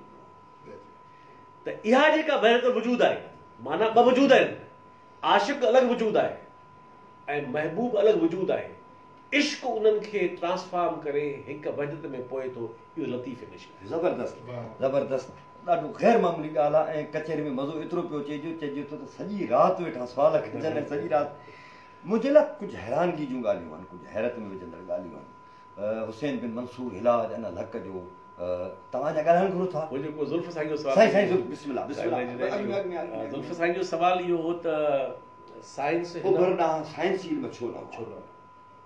हाणे ॾिसो इंसान जो, माफ़ कजो, कुझु दोस्तनि जो इहो बि आहे, सवाल तमामु घणा आहिनि ऐं डिटेल्ड सवाल आहिनि, पर सभिनी सवाल जा जवाब सॼी राति घुरंदा। जवाब ॾियां थो ज़ुल्फ़ साईं सवाल जो। तव्हां ॾिसो त इंसान जो, चाहे ओभर हुजे, ओलह हुजे, ॾखिण उत्तर हुजे, पूरी दुनिया जो इंसान, उनजो फ़िक्री सफ़र ऐं पंध त शिकिलियूं मुख़्तलिफ़ आहिनि, उहो मौजूदु आहे। ईअं न आहे त को हिकिड़े दौर जे ऐं हिकिड़े ख़िते जे इंसाननि सोचियो आहे ऐं ॿिए पासे इंसानु सोचियो ई न आहे। इन करे इंसान जो फ़िक्री पंध त हमागीर आहे, हर जाइ ते आहे, हर ज़माने में आहे, वेंदे तंहिं ज़माने में बि आहे जंहिं ज़माने में ॿोली मौजूदु न हुई, त असांखे अॼु बि गारनि में उहे मिलनि था अक्स, जेके हुननि पंहिंजे हथनि जे निशान ठाहिया आहिनि। हाणे जेको सुवालु आहे ज़ुल्फ़ साईं जो, त साइंस जो घणो उरूज हुन पासे वियो, ऐं हुनजो वॾो हिकिड़ो सबबु इहो आहे, वॾो सबबु हुनजो इहो आहे त तव्हां ॾिसो त ईअं न आहे त को फ़क़ति उते हो। मिसाल चारवाक हिंदुस्तान में 800-900 साल क़िबले मसीह जा उहे साइंसदान आहिनि, ऐं उहे मटीरियलिस्टिक फिलासफर आहिनि। मिसाल थैलिस आहे, अनाक्सीमेंदर आहे, अनाक्सीमेंस आहे, इहा पूरी रिवायत आहे जेका आहे, हेराक्लिटस आहे, इहा पूरी डेमोक्रिटस आहे, ऐं पोइ आख़िर में इपिकुरस आहे, इहा सॼी रिवायत आहे। इहे सभु मादियत पसंदि जिन जो फ़लसफ़ो रूहानियत जे चकर में कोन हो, उहे दरअसल रियल मटीरियल सवालनि ते तहक़ीक़ कंदा हुआ, फ़लसफ़ी बि हुआ, साइंसदान बि हुआ। हाणे इहा त सॼो सफ़र शुरू थियो आहे 650 साल क़िबले मसीह खां वठी, पर चारवाक हिंदुस्तान में इहे 800-900 साल क़िबले मसीह जा आहिनि। त ईअं न आहे त को असांजे हिन पासे ॾे साइंसदान कोन हुआ। अलमियो इहो आहे त उहो रिकॉर्ड तारीख़ में थोरो वञी बचियो आहे, बाक़ी गुम थी वियो। मिस्र, इराक, तव्हां ॾिसो त अवाइली साइंस जा सभु बुनियाद जेके आहिनि उहे तव्हांखे मिलंदा बाबुल में, नैनवा में, तव्हांखे मिस्र में मिलंदा, चीन में मिलंदा। त ईअं न आहे त को असांजे ओभर जे रिवायतुनि में इहे साइंसी ऐं फ़लसफ़ियाना जेके जुस्तजू आहे इल्मी, जेका एपिस्टेमोलॉजिकल, उहा रिवायतूं मौजूदु न हुयूं। पर फ़र्क़ु कहिड़ो आहे त मिसाल तौरु जेका रिकॉर्डेड हिस्ट्री आहे, उन खां अॻु बि रिकॉर्ड मिले कोन थो। मिसाल ग्रीको रोमन तहज़ीब आहे, मग़रबी तहज़ीब जो सभ खां अवाइली असांखे दौर जो रिकॉर्ड मिले थो, जेतिरो रिकॉर्ड उनजो पूरो कोन्हे, पर जेको मिले थो उहो ग्रीको रोमन तहज़ीब जो आहे। ग्रीको रोमन तहज़ीब में को बि आलमगीर मज़हब मौजूदु ई कोन हो। मक़ामी दंद कथाऊं, मक़ामी मिथोलॉजी बि। ऐं तव्हां ॾिसो त पहिरियों मग़रब जी दुनिया में प्रॉपर जेका आहे उहा वञी क्रिश्चियनिटी, बाद में वई पहिरीं जुडाइज़म रोम में हुयो। पर जेको वॾे स्केल ते जेको मज़हब जो तारुफ़ थियो जॾहिं रोमन एम्परर 3वीं सदी में कुसनताइन जेको आहे उहो ईसाई थी वियो। त हिकिड़ो फ़र्क़ु इहो आहे त मज़हबनि जा हिकिड़ा फ़ाइदा बि थिया इंसानी तारीख़ में, उन्हनि जा ग़ैर मामूली नुक़सान बि थिया। छाकाणि त मज़हब दरअसल इंसान खे हिकिड़े अहिड़े डॉगमा में, अहिड़े औहाम परस्ती में, अहिड़ी अक़ीदत में वठी वञे जंहिंमें रैशनल इंक्वायरी मरी थी वञे, जंहिंमें अकुली इस्तदलाल इंसान जो मरी थो वञे, जंहिंमें इंसान वटि साइंटिफिक जेका इंक्वायरी आहे उहा रहे ई नथी। त इन करे यूनानी ऐं रूमी तहज़ीब जो हिकिड़ो वॾो फ़ाइदो उनखे इहो हो त उन्हनि वटि हिननि मौजूदु आलमगीर मज़हबनि मां वेंदे 3 सदी ईस्वी ताईं वसी तर अवाम वटि उहो आलमगीर मज़हब मौजूदु न हो, मक़ामी तरह दंद कथाऊं ख़्याल हो। ओभर में तव्हां ॾिसो हे सभु जेके वॾा आलमगीर मज़हब आहिनि, इहे असां वारे पासे आहे। त इन करे ऐं वॾियूं बादशाहतूं, रोमन एम्पायर त ठीकु आहे, हिकिड़ी शिकिल ठही। रोमन एम्पायर जेका आहे मसीह खां 500 साल अॻु में रिपब्लिक हुई, ऐं पोइ जेका जूलियस सीज़र हो, जेको तक़रीबन 50 साल क़िबले मसीह मारिजी वियो रोम में, उन जी ख़्वाहिश हुई त रोमन खे एम्पायर में तब्दील करे। पाण कोन करे सघियो, पाण मारिजी वियो, पर उन खां अॻियो जेको एम्पायर आयो उनखे नसीब थी वई रोमन एम्पायर, उहा हलंदी रही आहे। पर रोमन एम्पायर खे छॾे करे तव्हां ॾिसंदो त असांजे हिन ओभर जे पासे एम्पायर्स जो दौर वधीक वसी आहे। मिस्र जी एम्पायर, इराक जी एम्पायर, चीन जूं जेके सियासी निज़ाम, ही ईरान जी तव्हां ॾिसो एम्पायर, ऐं हिन हिंदुस्तान जे अंदरि जेका आहे उहा मौर्य डायनेस्टी जे फॉर्म में शिकिल में जेका शइ उभरी पूरी। त इन करे इहे घणा सबब आहिनि जंहिंजे करे तव्हां ॾिसंदो त हिन पासे वधीक माना उनखे ॾाढो सुठी नमूने सां केतिरनि माण्हुनि चयो आहे त इंसानी फ़िक्र जी दाख़िलियत जो हावी पासो ओभर ॾे अची वियो, इंसानी फ़िक्र जी ख़ारिजियत वारो पासो घणे भाङे ओलह ॾे अची वियो। ऐं पर ईअं न आहे त को ओलह में वरी रूहानियत न हुई ऐं ओभर में वरी ख़ारिजियत न हुई, पर इन्हनि जे रिवायतुनि जे साज़गार हालतुनि जो मसइलो आहे त किथे किथे उनखे मुयसरु थियो। वॾी महिरबानी। पंहिंजो साईं मोहम्मद इस्माइल जरवारा जा तमामु घणा सुवाल आहिनि, ऐं उनखां पोइ नकाश बलोच सुवाल कयो आहे त सूफ़ी जेकॾहिं लाकूफ़ी आहे त पोइ सूफ़ीज़म मज़हबी कीअं थियो। ऐं उनखां पोइ अॻिते हिकिड़े कंहिं ॿिए दोस्त जेको कमेंट मथे हलियो वियो आहे उन सुवाल कयो आहे त लतीफ़ साईं झोक धणीअ खे छो न ॻायो। ऐं उन आम तरह इहो सुवाल हर जॻह ते अचे थो। मूं वटि अञा वरी ॿियो सुवाल आहे। सुरसुणी समाजी लिहाज़ खां जेका डिबेट हलंदड़ आहे उहा वरी ॿी तरह जी आहे। बेटाई शरीयत वेठो सेखारे सुरसुणीअ में, बेटा सारे सबक़ शरीयत संदो सुणी, तरीक़ता तिखो वहे हक़ीक़त जो हक़, मार्फत मर्क असुल आशिकनि खे रुॻो पंहिंजो शरीयत न पियो सम्झाए, पर अनल हक़ बि सुहिणी मां बीठो सम्झाए। इहा बि मुंहिंजे लाइ हैरानगी जी ॻाल्हि आहे। मिसाल तौरु मंसूर बिन हिलाज वारी जेका अनल हक़ आहे उहो लतीफ़ साईं वरी हीअं थो बयानु करे, जर थर तिख तवार वणठण वाई हिकिड़ी सभई शइ थिया सूर्य सज़ावार, हम मंसूर हज़ार कहिड़ा चाढ़ियो चाढ़ी। वरी अलस्त बि रबिकुम जा सुवाल बि सुहिणीअ में आहिनि, जॾहिं सुहिणी शादीशुदा हुई। छा छा सम्झो था? ॾिसो, पहिरीं जेको दोस्त जो सुवाल ॾाढो फिलोसॉफिकल हुयो, उन खे मां ब्रीफ जवाबु ॾियां, लाकूफ़ी वारो। जी, नकाश बलोच। हा, त हीउ जेको आम तरह सां वटि मशहूरु आहे सूफ़ी लाकूफ़ी, ख़बर घटि माण्हुनि खे आहे त लाकूफ़ी मतिलबु छा आहे। लाकूफ़ी जो मतिलबु आहे, हाणे ज़ाहिर आहे त को बि वजूदु आहे त उहो ज़मान ऐं मकान में रहे थो। माना हे जेके यूनान में फ़लसफ़ी आहे न, जेके तहरुक ऐं हरकत जा फ़लसफ़ी आहे, हिननि इहो सुवाल बि उथारियो त हरकत थींदी न आहे, छाकाणि मिसाल नहीं त जॾहिं तीर उछलायो था त को बि तीर जेको बज़ाहिर लॻे थो त हरकत में वियो हलियो, पर हिकु लम्हे में त तीर हिकु जाइ ते हूंदो न। यानी कंहिं हिकु ज़माने में हिकु लम्हे में त तीर हिकु जाइ ते हूंदो, इहो त मुमकिन न आहे त हिकु लम्हे में तीर ॿिनि जाइ ते हुजे। पोइ जॾहिं तीर हिकु लम्हे में हिकु जाइ ते आहे त इन जो मतिलबु आहे त आहे कोन, मोशन त कोन। अहिड़ा सुवाल उथारींदा माण्हू।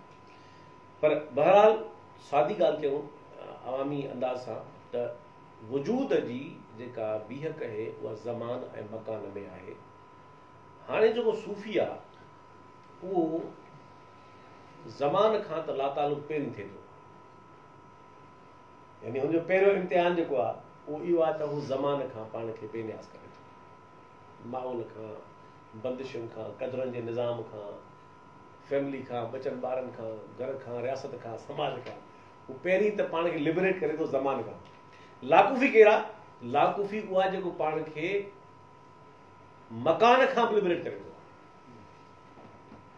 लाकूफ़ी जो मतिलबु आहे उहो जेको ज़हनी ऐं रूहानी तरह कंहिं मख़सूस हंध ते मौजूदु न हुजे, इहो लाकूफ़ी आहे। ठीकु, त इन करे जेको सूफ़ी चवंदा लाकूफ़ी, त लाकूफ़ी हिकिड़ी वॾी तमामु मथां ई हिकिड़ी मंज़िल आहे, जंहिंजो मतिलबु आहे त हाणे इहो अलॻि सुवालु आहे त ज़मान ऐं मकान खां मावरा थियणु मुमकिन आहे न आहे।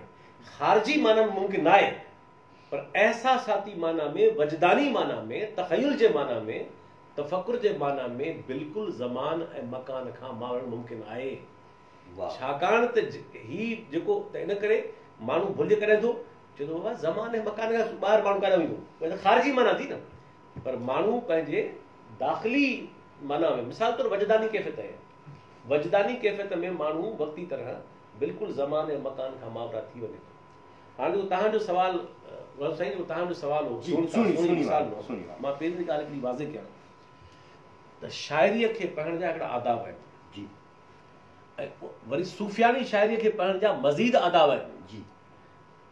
अलामत निगारी में मुकमल तरह जेका उन सां लबरेज़ ऐं पूरल शाइरी आहे, उनखे अञा पढ़ण ऐं डीकोड करण जा अञा वधीक लवाज़िमात आहिनि। इन करे बेदल साईं वारी ॻाल्हि अखरनि जे विच जो ई अड़िया, त इन करे इस्तिलाही मानाऊं ऐं लफ़्ज़ी मानाऊं हर जाइ ते कमु न ईंदियूं, तमसीली मानाऊं कमु ईंदियूं। मां जिन दोस्तनि खे लतीफ़ियात में दिलचस्पी आहे उनखे गुज़ारिश कयां त कंहिं बि सुर खे जुज़वियात में पढ़ंदव भुलिजी पवंदव। सभ खां पहिरीं त उन सुर जो फ़िक्री जोहर ॾिसो त लतीफ़ साईं जो उन सुर जे अंदरि बुनियादी फ़िक्री जोहर छा आहे। उन फ़िक्री जोहर जे कालब में ऐं दायरे कार में पोइ जुज़वियात खे तव्हां ॾिसंदव त पोइ तव्हां उनजी, त इन करे लतीफ़ साईं जे हर सुर जी कुलियत कहिड़ी आहे उहा सम्झण खां सवाइ जुज़वियत में वेंदव त तव्हां मार खाई वेंदव। इन करे हे अहिड़ा जाम मिसाल ॾिसी सघूं था, टाइम घटि आहे, त इन करे इहा सिट हुजे, को किरदारु हुजे, का वार्ता हुजे, को लफ़्ज़ हुजे, उनजी लफ़्ज़ी ऐं इस्तिलाही माना शाइरी में हर जाइ ते सारी तरह कमु न ईंदी आहे। उनजी तमसीली ऐं फिलोसॉफिकल माना कहिड़ी आहे उहा वधीक अहम आहे। इन करे हिन सुहिणी में सॼो रिसालो ई आहे। जे मां तव्हांखे यादि हूंदो त मां तव्हां ई मुनक़िद कयो सकरनि में मुंहिंजो लेक्चर लतीफ़ साईं जी अलामत निगारी, हे उहे सभु बैत आहिनि जिन में मूं उन लेक्चर में चयो हो त हे सभु जेके शिकिलियूं आहिनि इन जी ज़ाहिरी इस्तिलाही लफ़्ज़ी माना ॿी आहे ऐं हिन जी फिलोसॉफिकल ऐं तमसीली माना ॿी आहे। त इन करे जेकॾहिं असां लतीफ़ साईं जे सुरनि जी कुलियत खे सम्झण खां सवाइ जुज़वियात में सिटुनि में फासी पवंदासीं त ज़ाहिर आहे त भुलिजी वेंदासीं। जी, नकाश बलूच ॿियो बि सुवालु आयो आहे ऐं अयाज़ अंसारी बि सुवालु कयो आहे, सर फ्लेबलिस्टिक अप्रोच तसो बाबति छा थी चवे, जेकॾहिं तसो फ़लसफ़ो आहे त उन ते कहिड़ी मेथोडोलॉजी लागू थिए थी। इहो सुवालु असां सम्झो। अयाज़ अंसारी चए थो लतीफ़ साईं वटि ख़ुदा जो कॉन्सेप्ट छा आहे ऐं लतीफ़ जी शाइरी ते रेंडमनेस जो एतिरो असरु छो आहे। हाणे ॿ सुवाल इहे आया आहिनि। ये ॿ सुवाल ज़हन में रखिजो ऐं वरी हिन सां ये मां ॿुधंदी था पोइ। जी हा इन थी ॻाल्हायो त पोइ आख़िरी सुवाल कयां तव्हांखां। ॾिसो सवाल इहो आहे त जेका तसव्वुफ़ में तसवर आहे मिसाल तौर ख़ुदा जो ऐं फ़लसफ़ो आहे न आहे, इहे ॿ सुवाल। हाणे ओलह खे सम्झण में हिकिड़ो मसइलो आहे ऐं इहो ओभर जो ज़िम्मो आहे त सम्झायो उन्हनि खे। ऐं अच्छा ओभर जो ज़ाहिर आहे सम्झण असांजे मथे ई भरी आहे। ऐं त इन करे इहो कमु अञा रहियल आहे। हाणे कमु थिए थो, दुनिया में थियो आहे, वॾो एकेडमिक कमु थियो आहे, वॾो कमु थियो आहे हिते इन 20वीं सदी में ऐं हिन दौर में वॾो दुनिया कमु थियो आहे एकेडमिक वर्ल्ड में, पर अञा पॉपुलराइज़ न थियो आहे। महदूद एकेडमिक दुनिया में बंदि आहे, उहो फ़क़ति महदूद हलकनि में बंदि आहे, पर उहो डिस्कोर्स अञा पब्लिक लेवल ते या मथी लेवल ते न वियो आहे या पोलिटिसाइज़ न थियो आहे। हाणे जेकॾहिं अरस्तू जी मेटाफिज़िक्स फ़लसफ़ो आहे त पोइ मुस्लमान तसव्वुफ़ जी मेटाफिज़िक्स छो फ़लसफ़ो न आहे? ज़बरदस्त सवाल आहे वॾो। अरस्तूअ जा जेके बि साइंटिफिक वर्क्स हुआ उनजे शागिर्दनि मरण खां पोइ सभु तरतीब ॾिना, दर्जाबंदी करे बाक़ी बचो मज़हबी ऐं जेको रूहानी क़िस्म जे ख़्यालनि जो मवाद चवई मेटाफिज़िक्स आहे।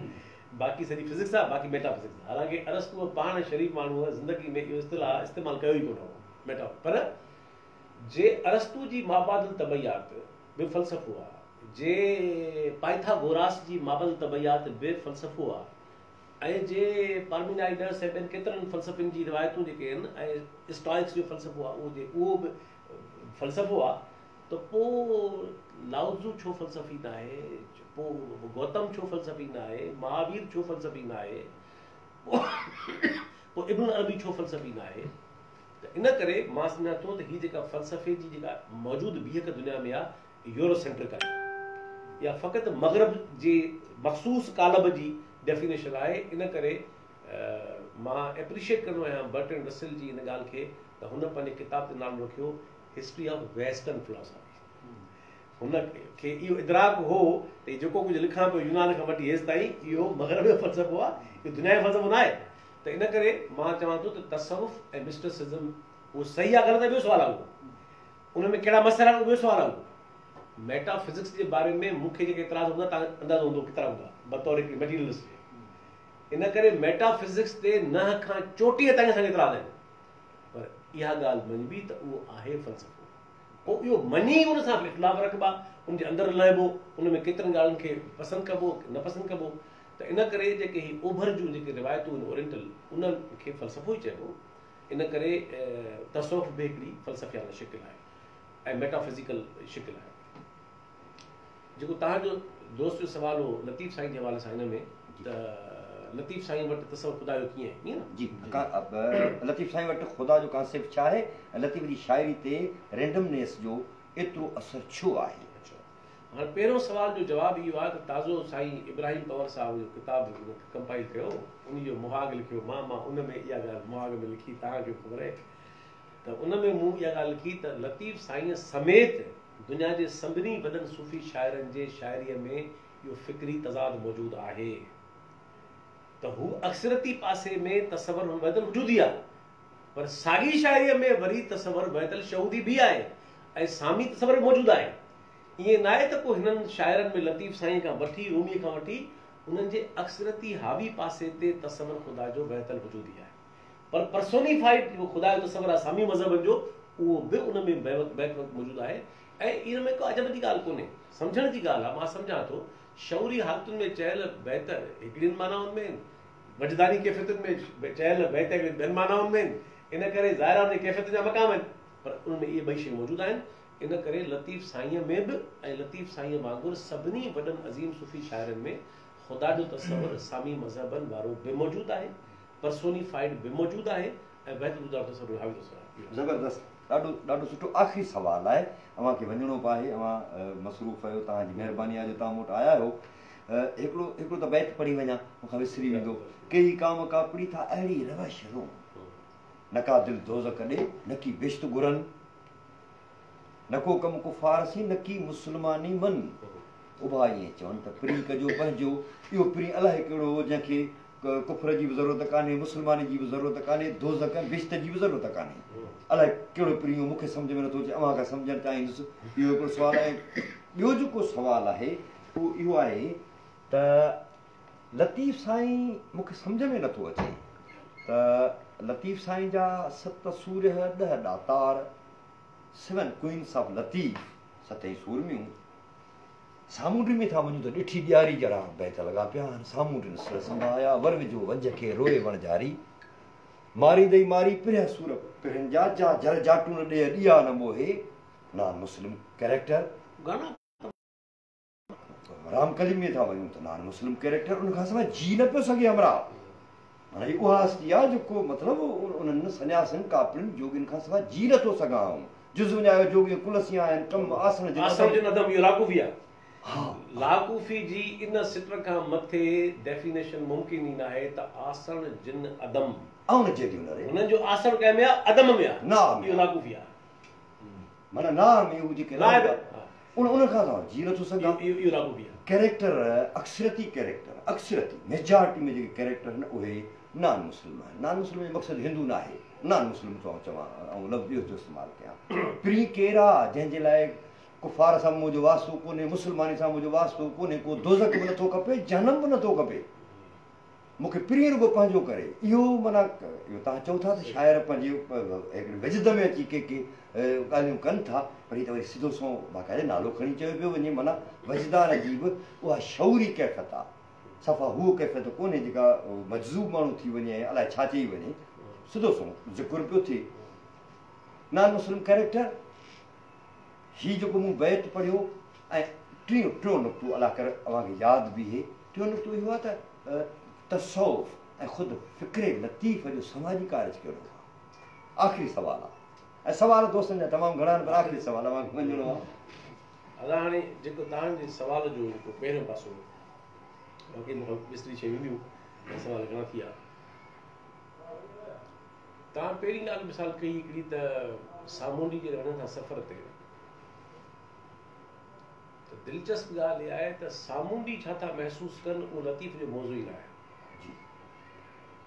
सामूंडी जेके जे पोयां जेके हुनजे फिराक में वेठियूं आहिनि उहे कीअं थियूं महसूसु कनि लतीफ़ जो मौज़ू दरअसल लतीफ़ जो इज़हार कली खौड़ी में बि आहे आउं न जीअंदी उन रीअ जोगी ऐं सन्यासी जेको किरदारु आहे ख़ासि उहो उनजे बारे में बि जेको इज़हार जो सीखो आहे उहा जेका पोयां वेठी आहे आउं न जीअंदी उन रीअ उहो त सफ़र ते वञनि था पिया त लतीफ़ साईं जो कमाल आहे ऐं पंजाबी जी शाइरी में माधूलाल शाह हुसैन ईअं आहे लतीफ़ साईं सां इन मामले में माइनी में किनू अखर त इन करे तव्हां ॾिसंदो त इहो सीगो घणे मांगे बाबा नानक में बि आहे पर घणे मांगे माधूलाल शाह हुसैन में आहे लतीफ़ साईं तमामु घणो आहे हाणे तव्हांजो सुवालु आहे त हीउ जेको जेके तव्हां मिसाल ॾिसो टाइम घटाइण ॻाल्हि खे मुख़्तसरी कयो शाह लतीफ़ जो किरदारु तसवर जी लतीफ़ियात आहे जीअं मूं हुनखे पेश कयो आहे जीअं उनजी शिकिल ठाहे बीहारी आहे शाह लतीफ़ जो किरदारु पंहिंजी शुरूआति करे थो ट्रांसफॉर्मेशन सां नए इंसान थियण सां ऐं उनजो महराज आहे लिबरेट थियण सां जंहिंखे गौतम निर्वाण चयो ऐं गौतम जी निर्वाण त महदूद हुई छो त गौतम त सम्झो पए त जेका अणॼाणाई आहे उहा पेन आहे ऐं गौतम चयो त जेका इनलाइटमेंट आहे उहा लिबरेशन आहे इहो गौतम फ़लसफ़ो लतीफ़ साईं उनखे जेका लतीफ़ साईं जी जेको निर्वाण आहे उहो तमामु घणो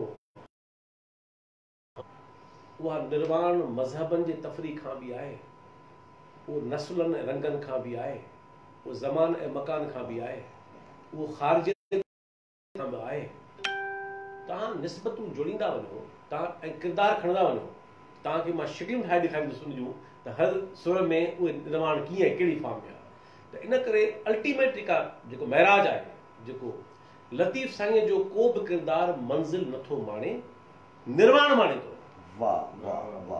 हुनजे लाइ महबूब सानवी थियो वञे इन करे लतीफ़ साईं उहो शाइर आहे जंहिं वटि महबूब उबूरी दौर में अचे थो रुगो बसि यानी हुनजे लाइ महबूब हुनजी मजबूरी उबूरी दौर में आहे जॾहिं हू मुकमल तरह लिबरेट थिए थो त न ससुई खे पुनूं जी घुरिजे न सुहिणी खे मेहार जी घुरिज आहे। पाण ससी था सूर दरअसल जेका लिबरेशन आहे, जेको निर्वाण आहे लतीफ़ जो, उहो एॾो हमागीर आहे। इन करे हिननि सभिनी किरदारनि जी बीह कई आहे। ऐं मां सम्झां थो इन ॻाल्हि खे हिते ई पूरो कयूं त दरअसल शाह लतीफ़ जो कमाल इहो आहे, हुनजी ग़ैर मामूली पासो इहो आहे त शाह लतीफ़ इंसान खे मख़सूस महबूब सां ऐं मख़सूस मंज़िल सां हुनजी ख़ुशी ऐं कैफ़ ऐं निजात खे मनसूब ऐं मशरूत करणु नथो चाहे।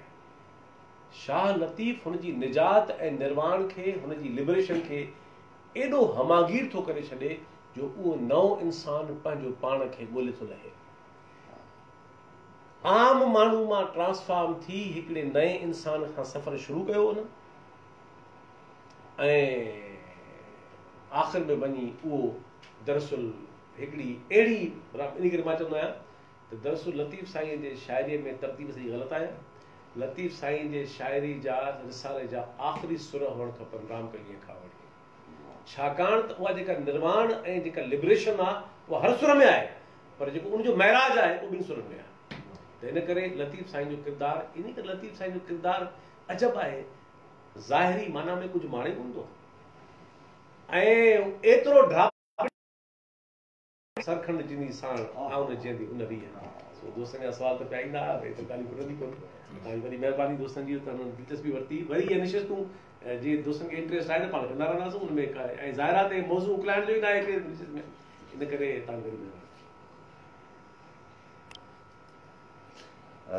महबूबो गुज़ारिश ॼाॾो इहो रखी वञा त ऐं माफ़ी थो वठां सभिनी खे हथ ॿधी त तव्हांजा अणगणिया सवाल हुआ, तमामु ग़ैर मामूली सवाल हुआ, ऐं उहे वठी न करे न सघियुसि। जो लतीफ़ साईं चया से पूॼारा पुर थिया समुंड सेवियो जिन, आंदाऊं अमीक मां ज्योति जवार। हाणे जामी उहो माण्हू आहे जंहिं समुंड सेवियो आहे लतीफ़ साईं जे सिलसिले में, तसव्वुफ़ जे सिलसिले में, ऐं सिंध जे तारीख़ जे इल्मी खेत्र में जेको हुन कमु कयो आहे। हाणे हुन माण्हू सां त साईं रातियूं खपनि, ॾींहं खपनि, हफ़्ता खपनि, महीना खपनि, साल खपनि, खुटणो आहे कोन। जेको समुंड खे सेवे वेठो हुजे उहो किथां खुटंदो। हुननि जूं वॾियूं महिरबानियूं आहिनि, ऐं तमामु घणो इल्मदीन अंसारी डॉक्टर साहिब जो, डॉक्टर भाई खान शर जो, ख़ासि तौर ते जामी साईं मुंहिंजो ज़ाती तौर ते महबूब आहे, सख़्तु इख़्तिलाफ़ बि रखंदो आहियां। ऐं ॾिसंदा हूंदो सोशल मीडिया ते, पर इख़्तिलाफ़ मुंहिंजी मुहबत वारो हूंदो आहे, ऐं इख़्तिलाफ़ जे बावजूदु हुन सां बे इंतिहा मुहबत इश्क जी हद ते कंदो आहियां। सो हीअ मौज़ू एॾा वसी आहिनि जो इन जे लाइ हिकिड़ा सेशन्स खपनि, मुसलसिल हफ़्तनि जा हफ़्ता असांखे ॻाल्हाइणु घुरिजे। ऐं हिकु दफ़ो वरी अव्हां खां माफ़ी थो वठां त अव्हां जा केतिरा सवाल आऊं वठी न सघियो आहियां, ऐं इनशा ज़िंदगी रही त जामी साईं सां वरी कचहरियूं कबियूं, वरी अव्हां जा इहे सभु सवाल मुंहिंजी वाल ते पियल हूंदा, सभु सवाल लिखंदुसि, ऐं जॾहिं वरी ॿियो मौक़ो मिलियो त यकीननि इहे अव्हां जा सवाल ज़ाया न थींदा, ज़रूरु थिए न ज़ा, बिल्कुलु ज़ाया न थींदो। अव्हां जेको सवाल जंहिं हुब ऐं जंहिं मुहबत मां चाहे थी, सिंध इल्मु हासिलु करणु चाहे थी, सिंध खे अकेडमिक क्लासिस जी ज़रूरत आहे। अलमियो इहो आहे त असां सोशल मीडिया जो ॿी तरह इस्तेमालु कयूं था, असां तनक़ीदुनि तबरनि मुख़्तलिफ़ शिकिलुनि में असीं इस्तेमालु कयूं था, पर जेकॾहिं असीं सिखण जे सिलसिले में असां सोशल मीडिया खे इस्तेमालु कयूं त घणो कुझु सिखिजी सघिजे थो। अव्हां जी वॾी महिरबानी, हक़ मौजूदु, जीअं लतीफ़, जीअं सिंध ऐं जीअं आलम इंसानियत।